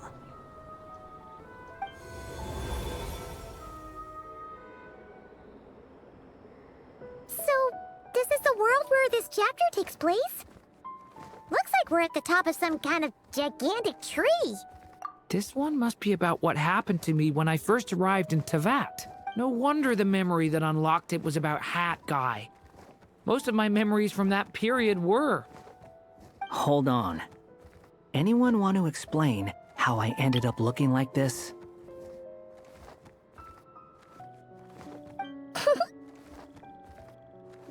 Maybe you've become a character in the story too. You see me as a stray cat?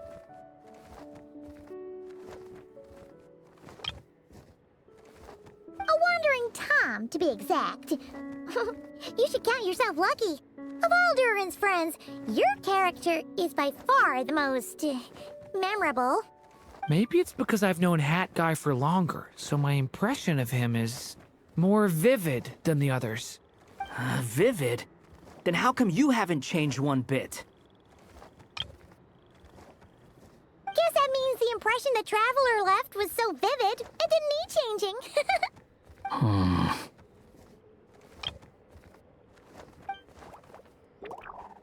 Hello, everyone!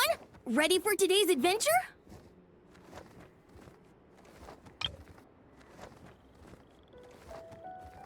It's the storybook, Durin! Oh. So you're not playing yourself in this one? Does that mean the two of you have even more memorable roles to play? Where are we going today, kitty cat? Whatever. Just follow me. Same as always. Okie dokie! Can we chat along the way? If you have something to say, just say it. Was that seriously how the two of you communicated when you first got here? Yep. Anyway, how do we get ourselves out of here? Usually, the narrator gives hints to help us figure out what to do. Speaking of which, about time we got some of those, don't you think? The story's vines had woven themselves together into a giant tree, the boughs of which a little storyless dragon now paced, homeless among its leaves. He had to find a way to leave this place and set off in search of a home of his own. If he stayed, the world would erase him from its memory altogether. To leave this place? But where am I supposed to go? The little dragon felt completely lost. Just like the vines, the road ahead branched off into different directions, twisting and turning before disappearing into the mist. But as luck would have it, a prophetess waited up ahead. Perhaps she might know where each path might take him.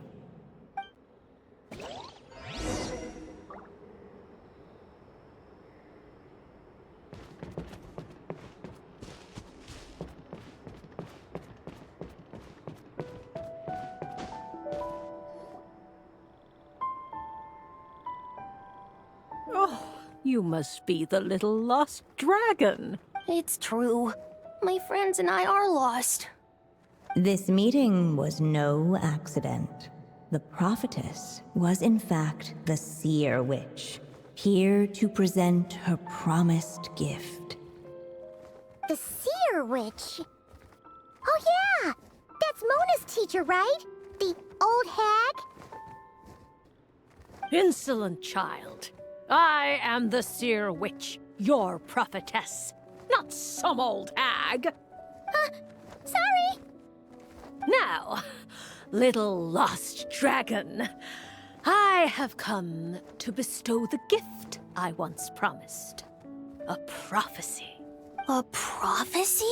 Hear me now, for my prophecy is this. One day, the dragon from beyond the castle shall be reborn, and none may avert its coming. The wind took the prophecy and swept it off into the distance. And so, the little dragon was shown a path to wander.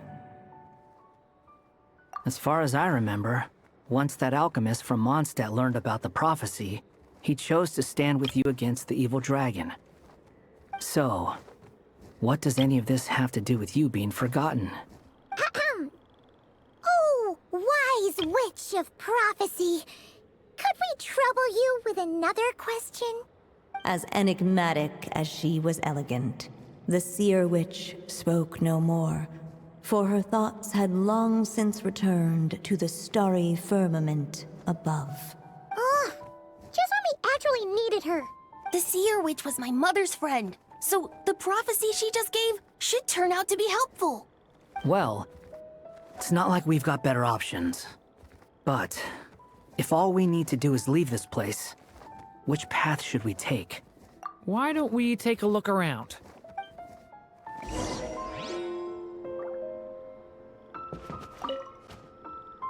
As enigmatic as she was elegant, the seer witch spoke no more, for her thoughts had long since returned to the starry firmament above.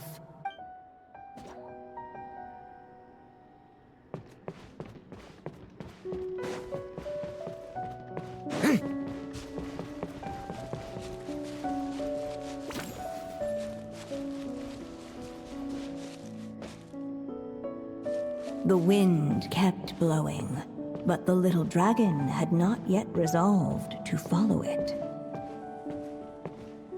Before him lay a foggy path, and where it might lead he could not tell.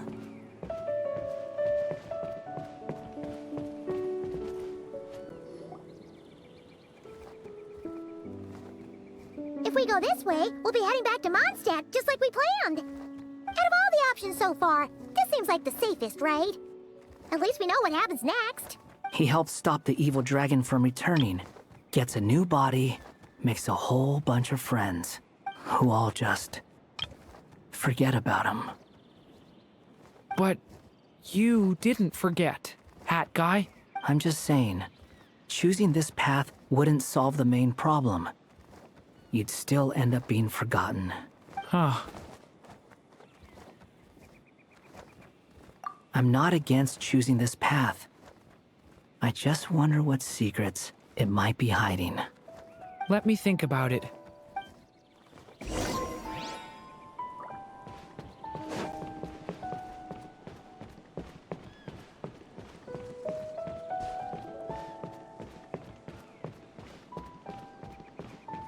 I still think you should keep going, little dragon. If you leave the castle, you can accomplish something amazing and make a bunch of friends along the way. Really? Then let's go! Unable to preserve his story, the little dragon wandered astray. Fortunately for him, a certain prophetess had left behind a prophecy to guide him. The wind took the prophecy and swept it off into the distance, and so the little dragon was shown a path to wander. Following the wind's guidance, the little dragon made his escape. In turn, the prophetess affirmed the little dragon's choice, leaving an extra secret as her parting gift. Now that you've made up your mind, I shall keep my promise by explaining Fate's little trick. Long, long ago, the gods of the high heavens gave the world outside the castle a magic of its own. They called it storytelling. It was a magic of almost unshakable power that governed how people met, grew close, and understood one another. Each person had a story meant for them and them alone. One whose ending was written in the heavens long ago. In truth, your story and the evil dragons are simply two versions of the same tale, and that is something the magic of storytelling cannot abide. Beyond the castle's walls, your story cannot take root, for the evil dragon's tale has done so already.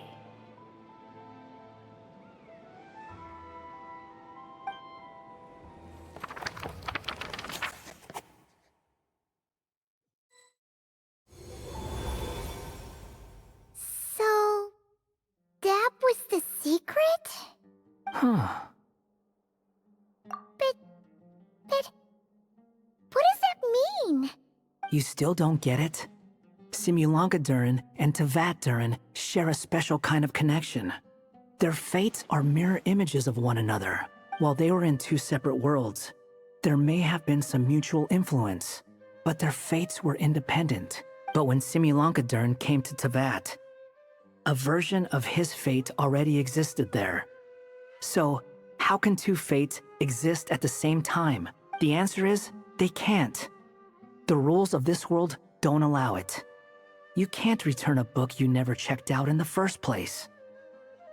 So, what's Durin supposed to do?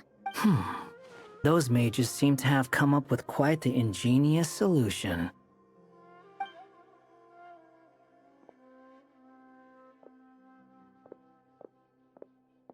I'm here to make a return. As I said, there's no record of Volume 5 of this series ever being checked out. Then just think of this as Volume 6. Based on what I know, the author was planning on publishing another volume anyway. The catalog does have a slot reserved for Volume 6. So, this is it? Sure, let's go with that. All you need to know is, I'll be the one writing this series from now on. You... What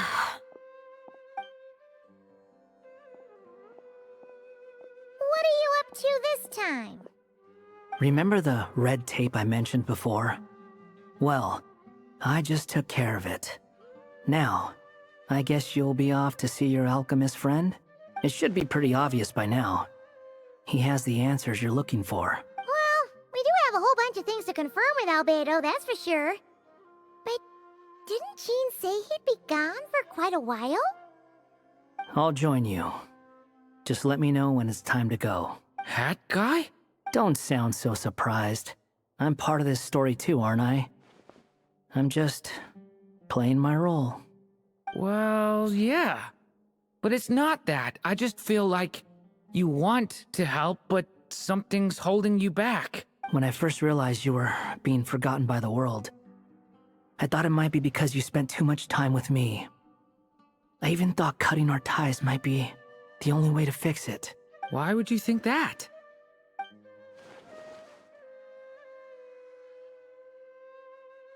It doesn't matter now. Judging from the answer this book has given us, I was probably overthinking it. Just as well, with the ley lines rejecting him like this, the people who still remember him are his only remaining connection to this place. If that last fragile tie was broken, who can say what devastation his unbound body might unleash? And to think I'm one of the people keeping you here, instrumental in helping change your fate. Can't say I saw it coming. Well, if it's good enough for Hat Guy, it's good enough for me. After all, he is about as odd as humans get. Excuse me? With some people, even if you try asking a simple question, they'll always give you a complicated answer. And the more you ask, the more complicated it gets. Truth is, Hat Guy's just that kind of guy. Whatever. All I needed was a yes or no, so we can quit it with all the back and forth.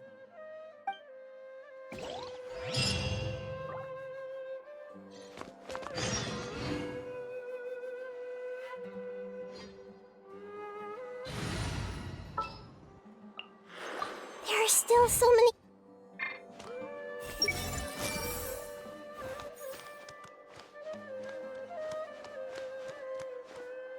I see everything. I'm sticking around for the next few days. So, when it's time to go, you know where to find me.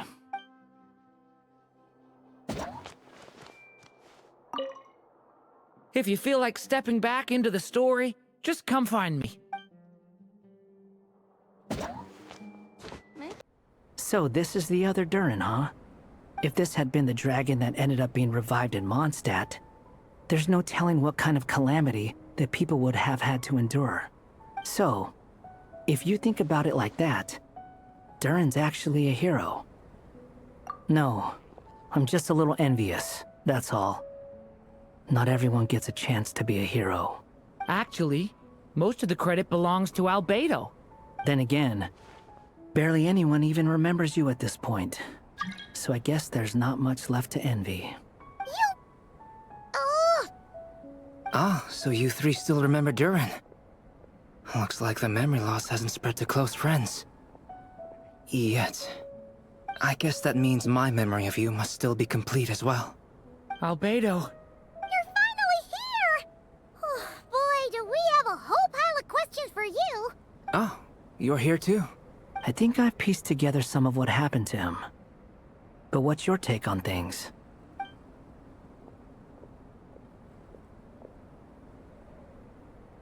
Master Jean filled me in on what happened, and I've got a few theories. But let's get on the same page first.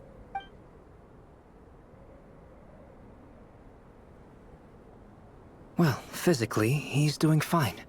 His body is holding the abyssal power at bay. And there's nothing whatsoever to indicate any risk of collapse.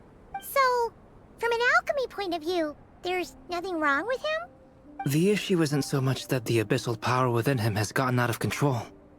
It's that the connection between his will and body is fading. If he ends up losing his conscious will, his body will fall back on its biological instincts. And that's when the abyssal power within it will take over. This book mentioned a witch's gathering. It seems like quite a few of these witches got themselves involved in Durin's case. Which brings me to my theory. Bringing Fairy Tale Durin into this world to replace the Durin on Dragonspine means using one Durin's fate to overwrite the others. But the power of alchemy alone would not be enough to pull off such a feat. It would have required the combined use of Miss Barbeloff's astrology, my teacher's alchemy, and Aunt Alice's magic. After learning of Miss Barbeloff's prophecy, Durin and I finally came up with a way to settle the Dragonspine Durin problem for good. And I took care of the alchemy side of things, which, looking back on it, seems to have been a part of their plan all along. So now, there's only one thing missing. As for the fate theory our friend in the hat just mentioned, I still can't figure out how any kind of magic could possibly influence the fate of Tevat. But I'm certain that the answer lies within this book. So, the reason Alice had us complete this book was... A form of magic powerful enough to rewrite... Well, we've no time to lose. I just need to take a look at the book. The next part of the story most likely relates to me. So the memory that unlocks it must be connected to me too. Huh?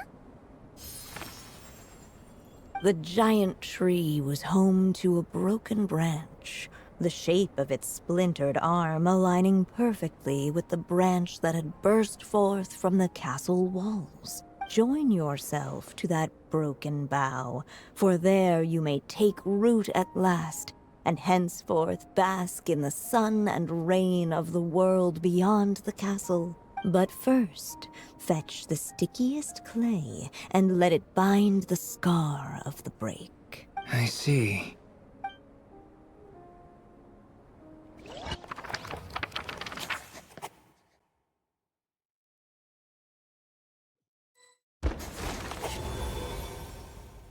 Guided by the breeze, the little dragon arrived at an alchemist's workshop. There he was greeted by a clay figure, a child molded by the Sage Witch's hands. Though gentle in appearance, he had inherited his mother's cold, sharp wisdom. And he was determined to avert the calamity the evil dragon would bring. And so was his helper, none other than the little dragon himself.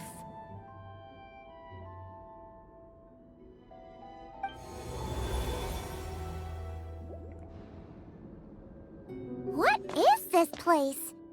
It looks like it's modeled after an alchemist's workshop. Or rather, a cliched stereotype of one. Albedo? Hold on. Why do I look like this? Oh, yeah! We forgot to tell you. Basically, the characters in the story are reflections of how Durin sees them. At least you're still human-shaped? Well, since Cat Guy has taken on a different appearance too, that must mean the two of us are both characters in the story. But you, Paimon, and Durin haven't changed at all. You must be special figures in some way. I'd like to know more about that too. But seeing as none of them can explain it, let's just concentrate on moving the plot forward.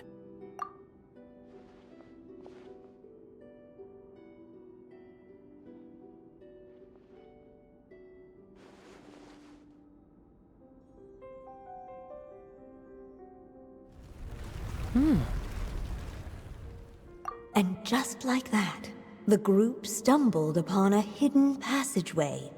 Intricately crafted, it seemed to lead them towards another exciting chapter of the tale. Come on! What are we waiting for? Next chapter? Here we come! Ouch! But this was a chapter that had not yet been written. Ahead of them was a storyless void, and they could go no further. What? Then what's the point of having a path here? Sounds like a pretty bad habit for a writer. Over here. I found something. What the clay figure found was none other than the evil dragon's heart itself.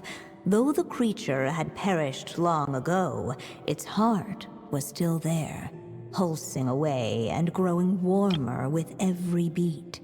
And the clay alchemist knew what it meant. That the evil dragon would return one day, just as the prophecy had foretold.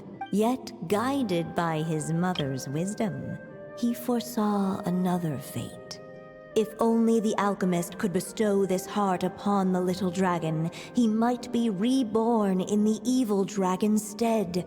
Only then would the evil dragon's heart grow still, and the little one inherit its tale.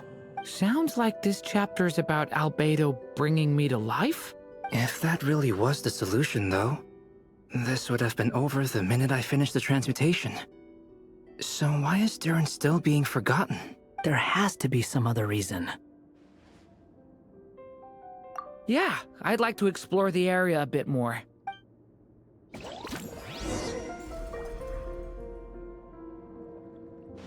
Unless the little dragon kept moving, eventually he would be forgotten.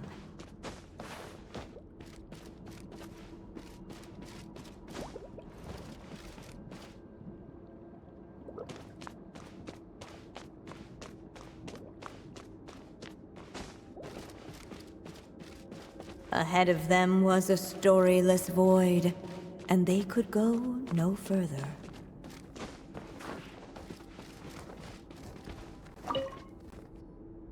There you are. Oh! Hello there! Hey! It's Mini Durin again! What are you doing holed up in here? I was worried I'd scare everyone off, so I've been hiding out here all this time. You must be really nervous, huh? I guess I am a little nervous, but I'm also excited! I'm gonna get to stop the evil dragon and even become a human! It's all thanks to that clay man. He's the one who talked me into it. And once I'm a human, I'll be able to make loads of friends and do tons of important things! You'll make lots of friends, that's for sure. And go on many unforgettable adventures. I'm so glad to hear it! The only thing is, the clay man said becoming human isn't gonna be easy. So I'm feeling a little anxious too. He's right about that. Even if you manage to become a human, there will always be tougher challenges on the road ahead. Really? But even so, your friends will be there to help you. Oh? Then I'm not afraid. Funny, isn't it? After talking to you, I'm not afraid anymore either. So, are you ready now? Yep, I'm ready to become a human. What the clay figure found was none other than the evil dragon's heart itself. Though the creature had perished long ago, its heart was still there, pulsing away and growing warmer with every beat. And the clay alchemist knew what it meant. That the evil dragon would return one day, just as the prophecy had foretold. Yet, guided by his mother's wisdom, he foresaw another fate. If only the alchemist could bestow this heart upon the little dragon, he might be reborn in the evil dragon's stead. Only then would the evil dragon's heart grow still, and the little one inherit its tale. At last, the little dragon accepted the evil dragon's heart, and a new life came into being.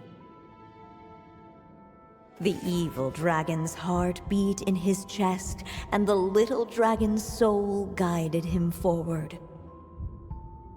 Thus did the prophecy hold true, even as fate had been rewritten, and so was the little dragon born anew.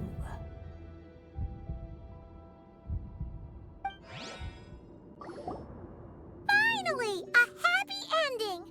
That must be the last step, right? Woohoo! We completed the story!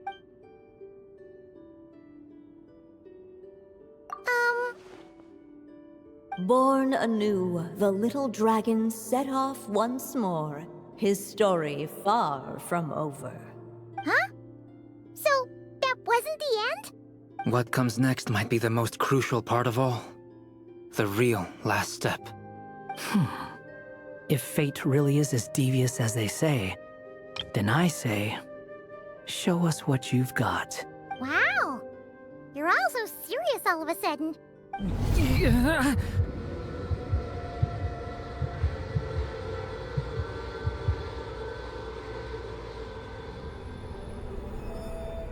Durin, are you alright? The evil dragon's heart was now one with the little dragon, yet the dark power within it still lingered.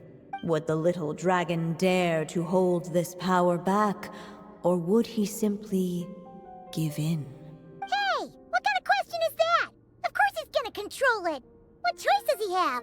Time is running out. So, would the little dragon dare to hold this power back? Or would he simply give in?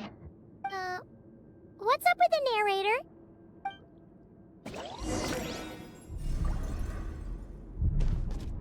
Would he dare to hold this power back? Or would he simply give? The little dragon and his companions blank. Blank again. Huh? What's going on? Are we running out of ink? Once the ink runs out, is that the end of the story? I had a feeling this would happen. What's happening to the others? Now that the story's ink was spent, all that lay ahead were blank pages.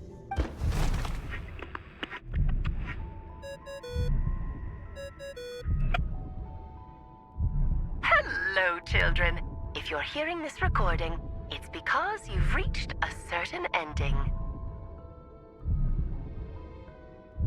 You may have noticed that little Durin's experiences have been written into the pages of this book. Well, you should know that in the same way, its ending will also be written onto him. So be careful, because triggering a bad ending could be somewhat problematic. Let me guess. You're upset that I didn't warn you earlier? Don't worry, though. I've thought it all through. I built a very special feature into this book, just for you, the witnesses of this tale. So, go ahead. See if you can turn back the pages. If you're not happy with the ending you've reached, just flip back a few pages and let the tale unfold once more. Pretty incredible, huh? That's the power of magic.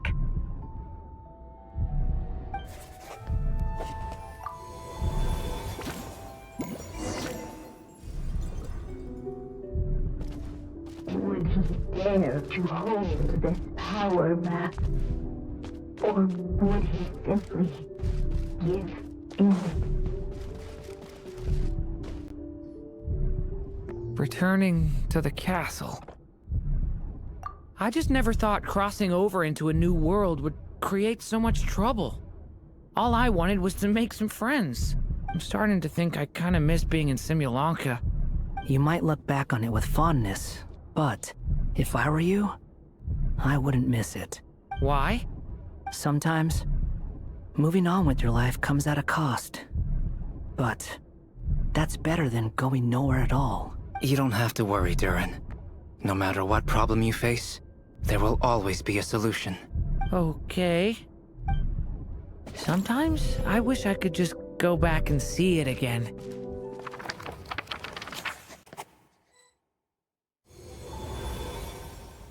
As the little dragon slipped back inside the castle's walls, the clamor of the outside world fell away. There was no danger here, no problems for the little dragon to resolve. As soon as his mother finished her story, it was time for the child to drift off into the world of dreams. And so the story ended, with the little dragon fast asleep in his castle, just like he had never even hatched. What's going on? I feel so weak. Hey, what's happening? Durin, wake up! But, this can't be how it ends! Durin promised to bring back everyone's memories! There's no way he'd accept an ending like this!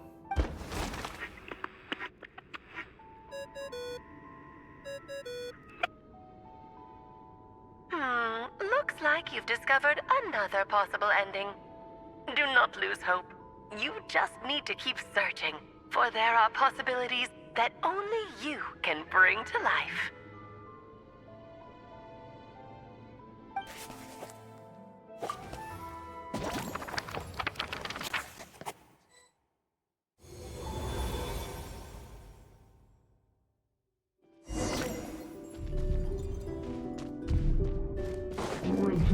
Ahead of them was a storyless void, and they could go no further.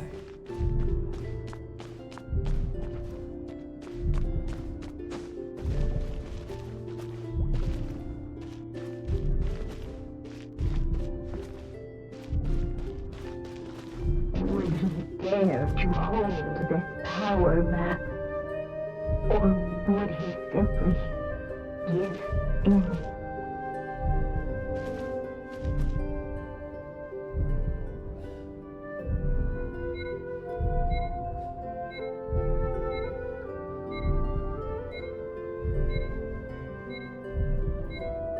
Can I stop here and play? I mean, take a stroll? I won't... Would he dare to hold this power map? Or would he simply give?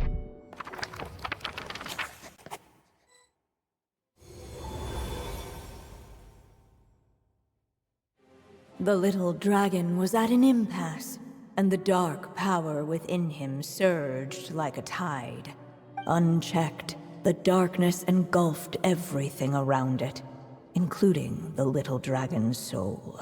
The little dragon's story faded into nothingness, and in the world beyond the castle, only the evil dragon's tale endured. Is this... me? And so the story ended, with the little dragon fading from sight, leaving nothing but the evil dragon's shadow in his place. Oh no! But that means Durin... What do we do now?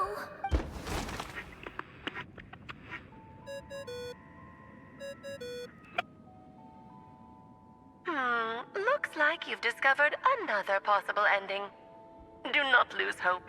You just need to keep searching, for there are possibilities that only you can bring to life.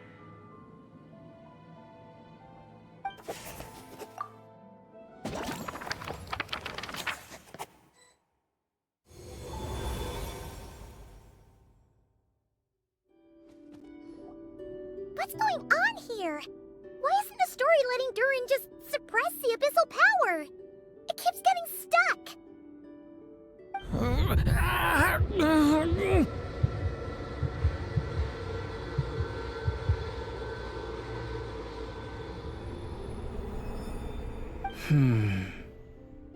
It seems the act of suppressing the power counts as an event in the story.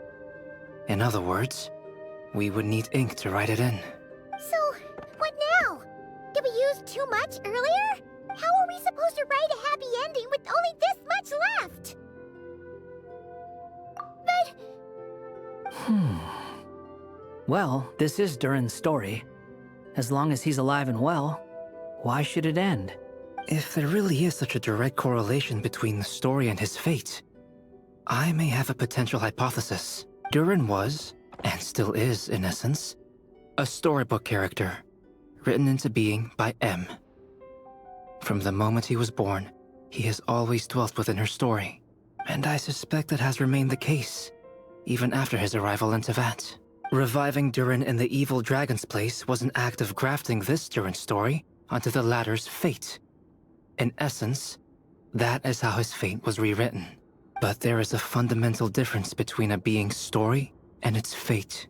As Miss Barbeloth reminded us, the fate of every living being in Teyvat has been woven into the fabric of time. Its most natural path, therefore, is to proceed along its given track. But Durin's story, on the other hand... As Durin's connection to this world wore thin, not only have people started to forget him, he started to lose control of the abyssal power within. In other words, his story can't continue. Because the author's ink is drying up. That's what it seems like to me. It would seem the little dragon had made a group of fine friends indeed. Save it. The question is, are you here to help him, or stand in his way? This is as far as the story can go. What path will you choose? I suppose the final decision is up to me. It's hard to believe I never actually left my mother's story. If that's true, I'd like to go there and see for myself. By there, I take it you mean the blank pages of the unwritten chapter ahead? But we still don't even know how Alice's magic works. If Durin belongs inside the story, then going outside of it to some unwritten part, isn't it too risky? I'm not afraid. I second that. It would seem this is one answer you need to go seize for yourself. So be it. Whatever obstacles stand in your way, we'll tear them down together.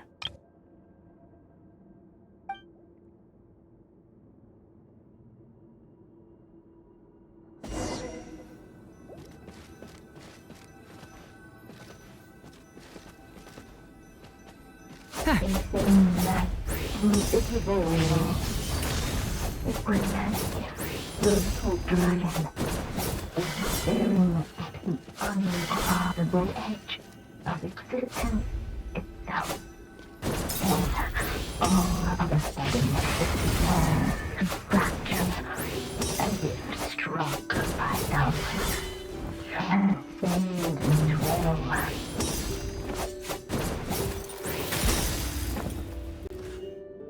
Gotta keep going.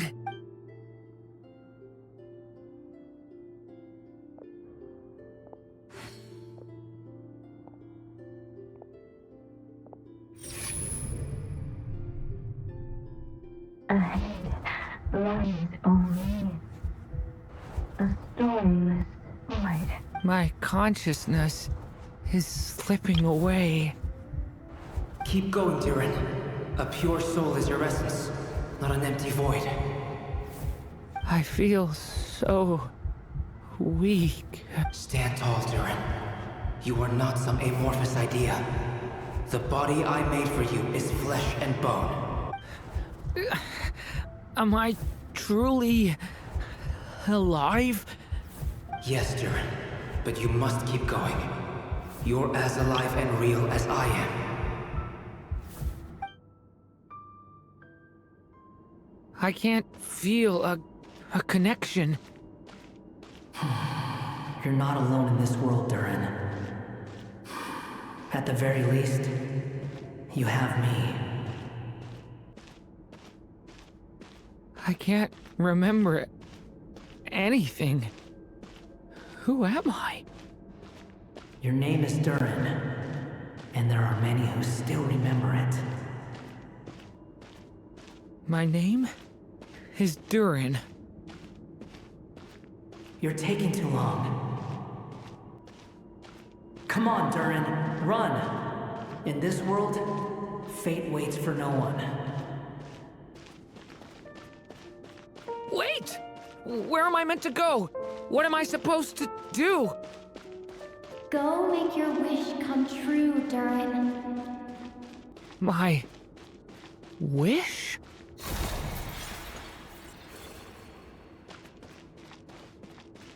Your story's not over yet.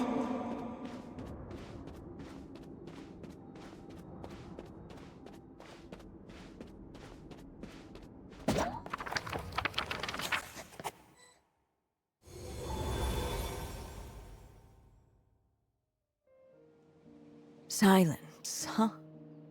Have you nothing to say about my proposal? Let me get this straight. You want to graft your story onto this unfinished thread of fate, and in doing so, not only rewrite that fate, but allow the story to live on. Quite the brilliant idea. Still, the story's survival depends entirely on whether the author keeps writing. Exactly. And the moment foretold by the prophecy is still centuries away. I see. I thought my own ignorance might be the problem. That I'd asked more of the noble science of alchemy than it could ever deliver. Or that I had failed to discern the heavenly signs and grasp the secret truth underlying the prophecy. Little did I imagine that time itself would prove to be the greatest hurdle of all. Well, my friend, this has been a most intriguing experiment. And from an academic perspective, at least, I don't think it was a bad proposal. Someday, the prophecy will come to pass. So remember, my friend, much like the stars themselves, there will always be something that transcends the test of time. Thank you, everyone. You've helped me so much already. But, Alice, I still have one final favor to ask of you. Will you lend me your magic one last time, just enough for me to keep his story alive until the prophecy is fulfilled? You mean you want me to extend your lifespan? No, not in that sense. As Rheindotter once told me, the laws governing life and death are among the most unyielding in this world. I'm well aware of that. Whether it lasts a day or an age, the span of one's life is determined by fate alone. If I tried to breach that law by force, I'm afraid I would lose what makes me human. This is not a path I want to go down. If I am to die, then I shall die a human. So, what is it that you want me to do? I would like you to send this pen of mine into the future. I see. Then perhaps there really is a way I can help. I could create a kind of story magic to take over the writing once you're gone. Oh, but for it to work, you would need to provide enough of your own words for it to learn from. How much? Oh, an immense amount. So much, in fact, that you would have to spend the rest of your life writing. And even then, I'm sorry to say, it would not last forever. No matter how much you write, there is a limit to the number of words you can leave behind. But the world itself will never stop changing. Someday, perhaps, even your entire corpus will not be enough for the magic to continue describing this world. And when that happens, the story will end. Still, it's worth a try.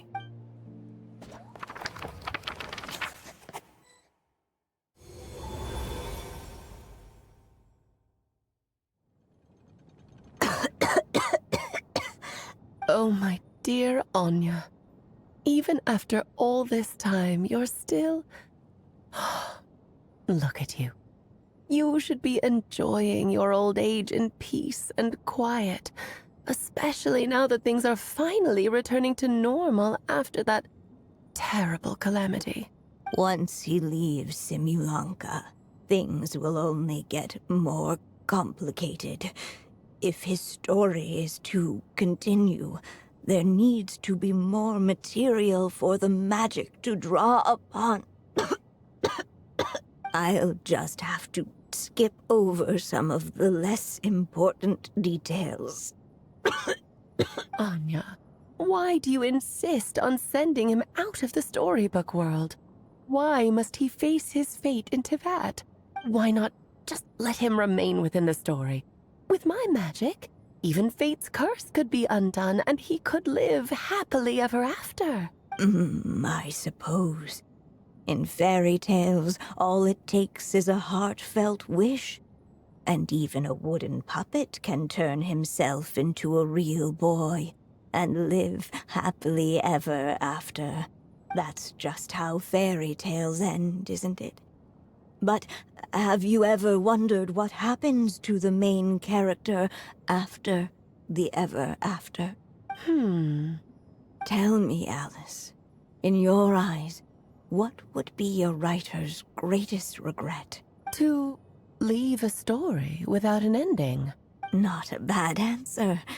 It's true, many writers come to consider that their greatest regret. But I see things differently. My greatest regret is that every story I write has to come to an end in the first place. Anya. No matter how brilliantly a character shines, the moment their story ends, their potential is lost forever. For them, the story itself becomes an inescapable fate. But what if, instead, I could place my pen in their hand and let them continue the story themselves? You mean? You said it yourself. I can only leave so many words behind. Even with your magic, the idea that I could keep the story going until the prophecy comes to pass is wishful thinking at best.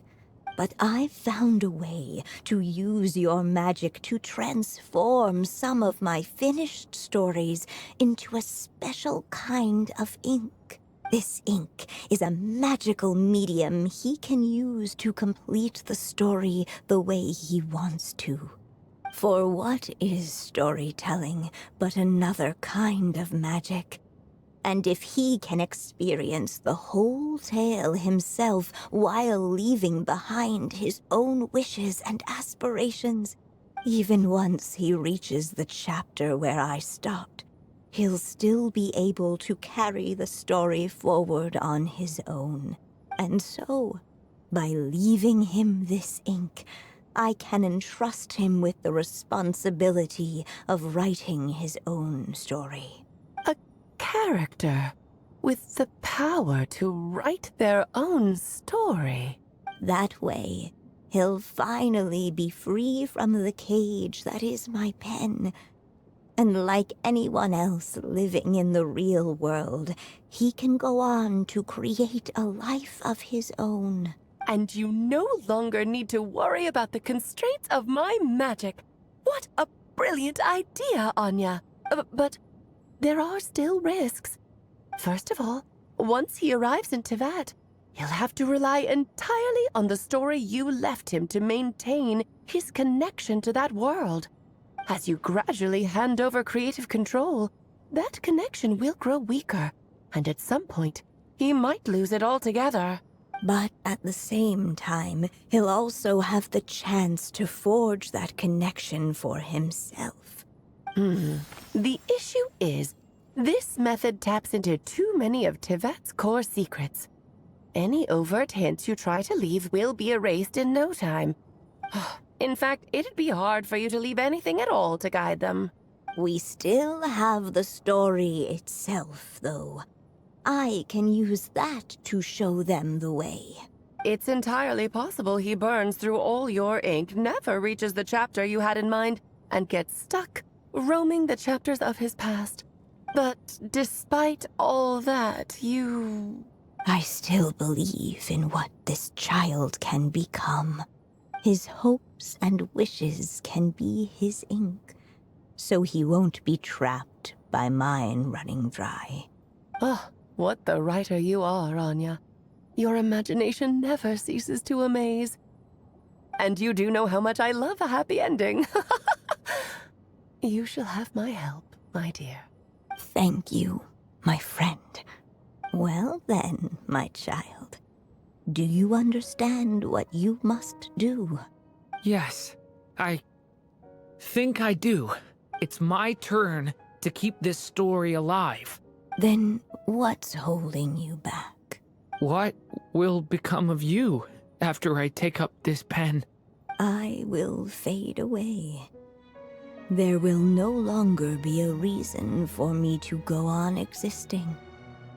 My child, or your mother, I should say, passed away long ago.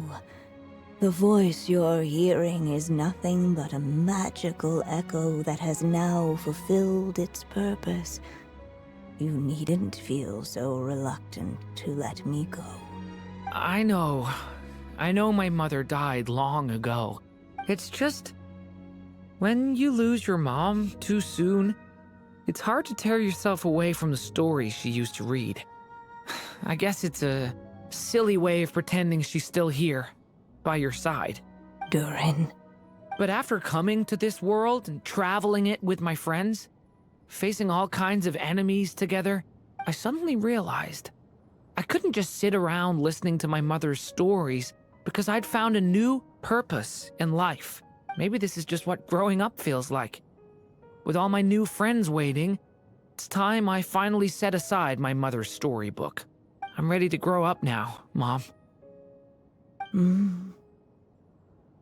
Then take this. A gift I should have given you a long time ago.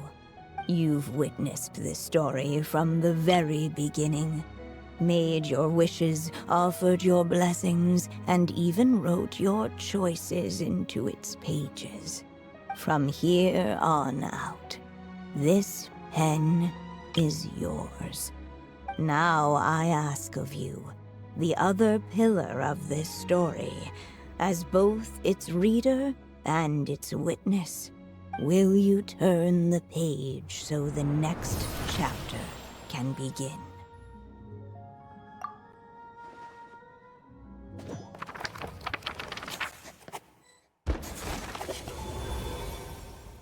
Suddenly, and without warning, the powers of darkness struck. The question was, could the little dragon prevail? Alas, it was here that the story witch's tale had to end. But Durin's tale, on the other hand, had only just begun. Stepping into his mother's memories, he picked up her pen. And so the story that was ending began anew. He had made up his mind to challenge the fate that barred the way ahead.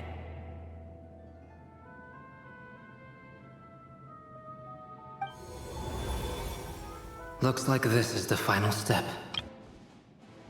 A chance to strike back at fate? Now that's not something that comes knocking every day.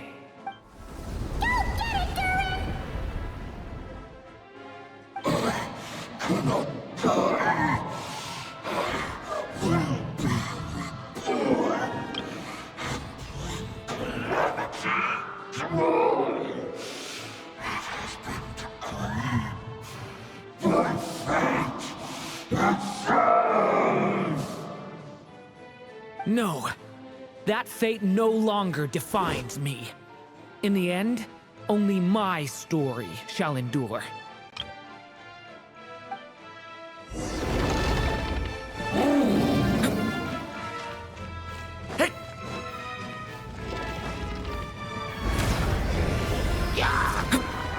Watch out!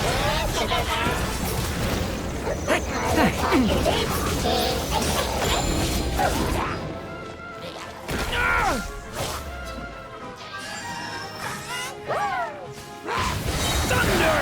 The abyss's burning shadow!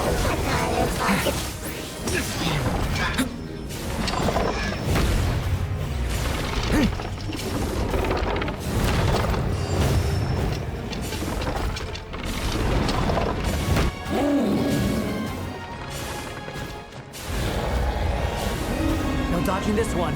Here, I'll help lift you up.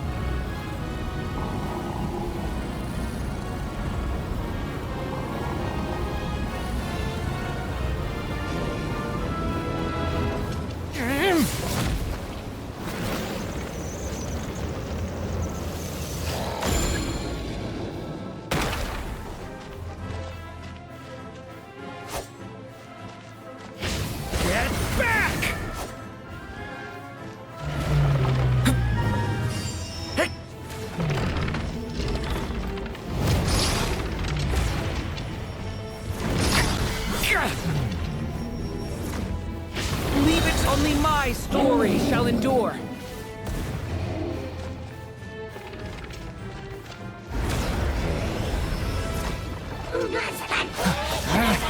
Leave it to me! The story has only just begun!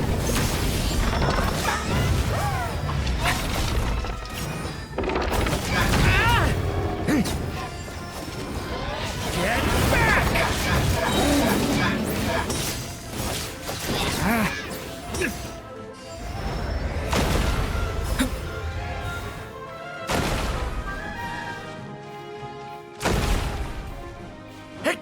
Looks like there's nowhere to hide. Here, I'll cover for you.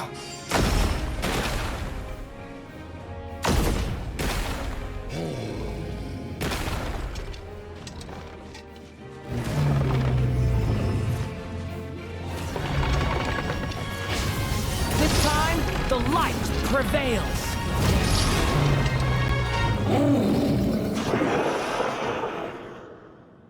Thank you, Mom.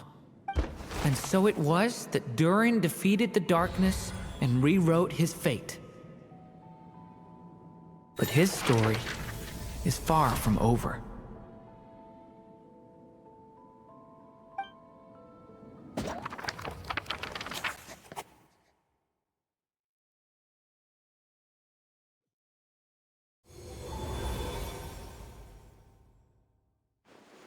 Is everyone okay? We're fine, thanks. And hey, we all saw how you fought back there. That was awesome! I have to admit, I do feel like something in me has changed. I owe you all so much. Without your help, I don't know if I could have ever made it this far. Just a shame I could only help out from the sidelines. Like I said before, it's not every day that you get to put fate in its place. Well, I'm sure you'll hear it someday. Hear what? The chance to strike back at fate knocking at your door. Yeah, maybe someday. Allow me to just check one thing.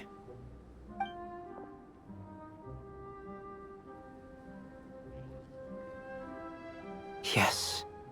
The abyssal power within you has stabilized again. And those strange symptoms you were experiencing seem to have completely disappeared. Oh, thank goodness! I wonder what it means, though. Aside from the principles of alchemy, what other law of this world governs his being? Look, it all turned out fine, so just leave it at that. Now that this one's out of danger, it's time for me to get out of here. You're leaving so soon? Well, don't humans usually throw a party after something like this? A party? Do I look like that kind of guy? Anyway, come find me again next time you're in trouble. That's what friends are for, right? In a way, though, he is right. This is Durin's moment to celebrate, not the time for academic discussions. Hey, I don't blame you for asking. And honestly, I'd be perfectly happy to talk about it. It's just, I wouldn't even know where to start. It's all right. I'm sure we'll get a chance at some point. After all, your story's only just begun. All right then. Traveler and Paimon, we'll part ways here. Given the extraordinary nature of the things we witnessed today, I need to make sure it's all recorded properly. Okay, see ya! So, it's party time next? Huh?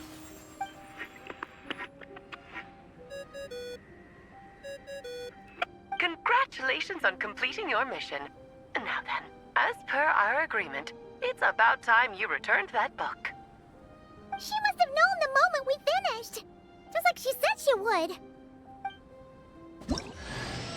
I've heard dressing appropriately is a must for socializing.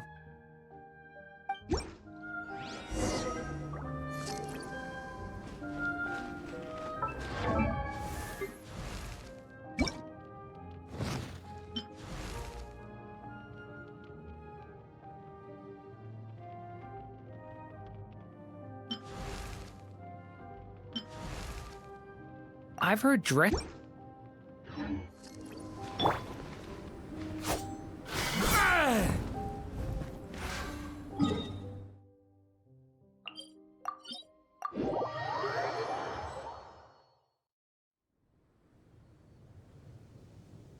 my writer and witness. It's been quite the journey, hasn't it? You had special plans for the Traveler from the start, didn't you? But of course, that goes without saying. For a story to live on, it needs both a writer and a reader. Only then can my magic take effect. I chose the Traveler as the witness because of the special nature of who she is. It's not easy finding someone with that kind of background, you know. For a moment, I even considered taking the role myself. At least it made for an interesting story, right? Huh?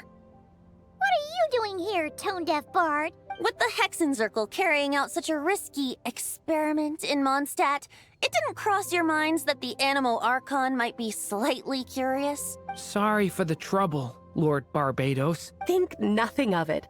I dare say the Animo Archon quite enjoyed coming along for the ride. Now then, as agreed, let us see the fruits of your labor. Here, please take a look. Well, well, well. Somehow, despite all my careful planning, it still turned out to be full of surprises. It never even crossed my mind that Rhindotter's child would be capable of handling that kind of alchemy in her stead. When he asked for help with the materials, oh my, I nearly couldn't believe it. If only the others were here too. We could all celebrate together. I'm right here, you know. The only one who hasn't responded is the one busy stuffing her face over there. Is that you, Barbie? A little late to the party, don't you think? Come here, child. Let me take a closer look at you. All right, Aunt Seer Witch. Here I am. Just as I thought. This child's fate does not appear among the stars. Anya has accomplished what almost no one before her could. What does that mean? Child, all you need to know is that you're very lucky indeed. Oh. Just like how she was in the story, huh? Tell me, little Durin, what will you do next? I, for one, cannot wait to see how your story unfolds. Well, there's so much I want to do. I'm not even sure where to begin. How about settling your most recent regret?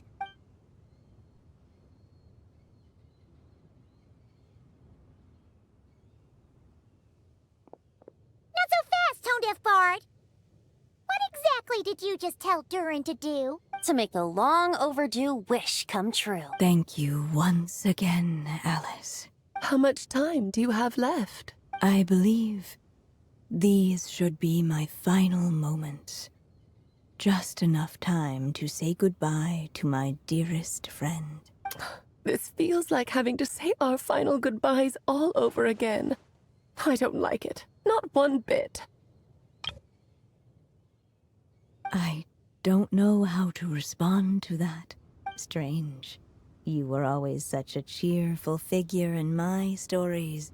I even dubbed you the Merry Witch, you know. Oh, please. You know full well it was your stories that first taught me what true pain and sadness felt like. Aside from saying goodbye to me, shouldn't you also leave a few words for the child, since the book will be his to continue? Why don't you write him a little parting note? There's no need. His mother already did that long, long ago. All that remains is for me to convey it on her behalf.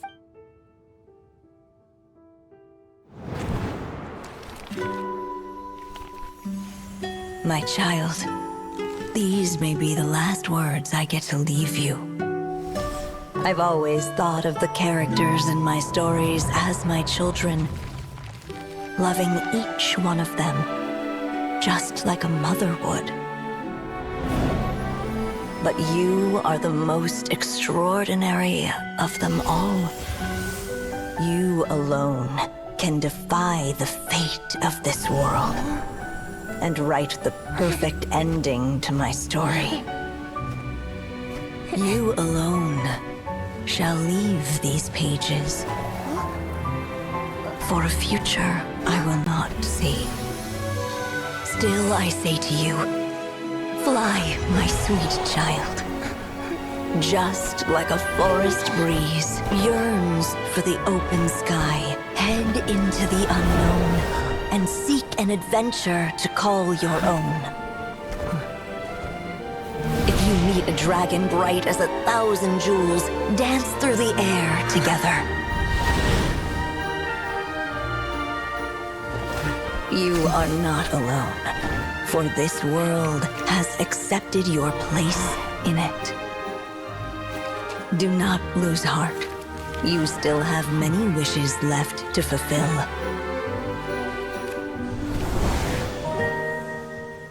A long tale awaits you, my love. Let songs and flowers be the ink that fills its pages. Take my pen and use it to continue your story.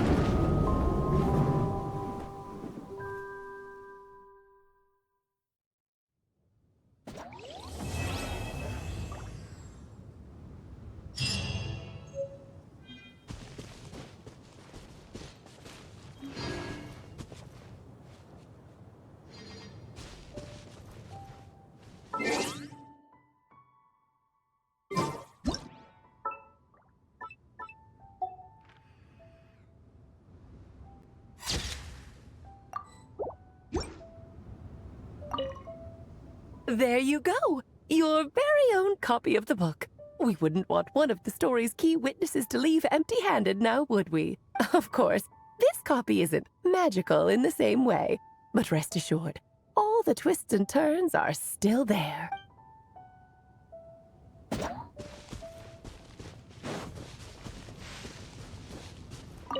And so they flew together, Durin and Dvalin, over the skies of Mondstadt. Who'd have thought such words could ever have described a happy ending, huh?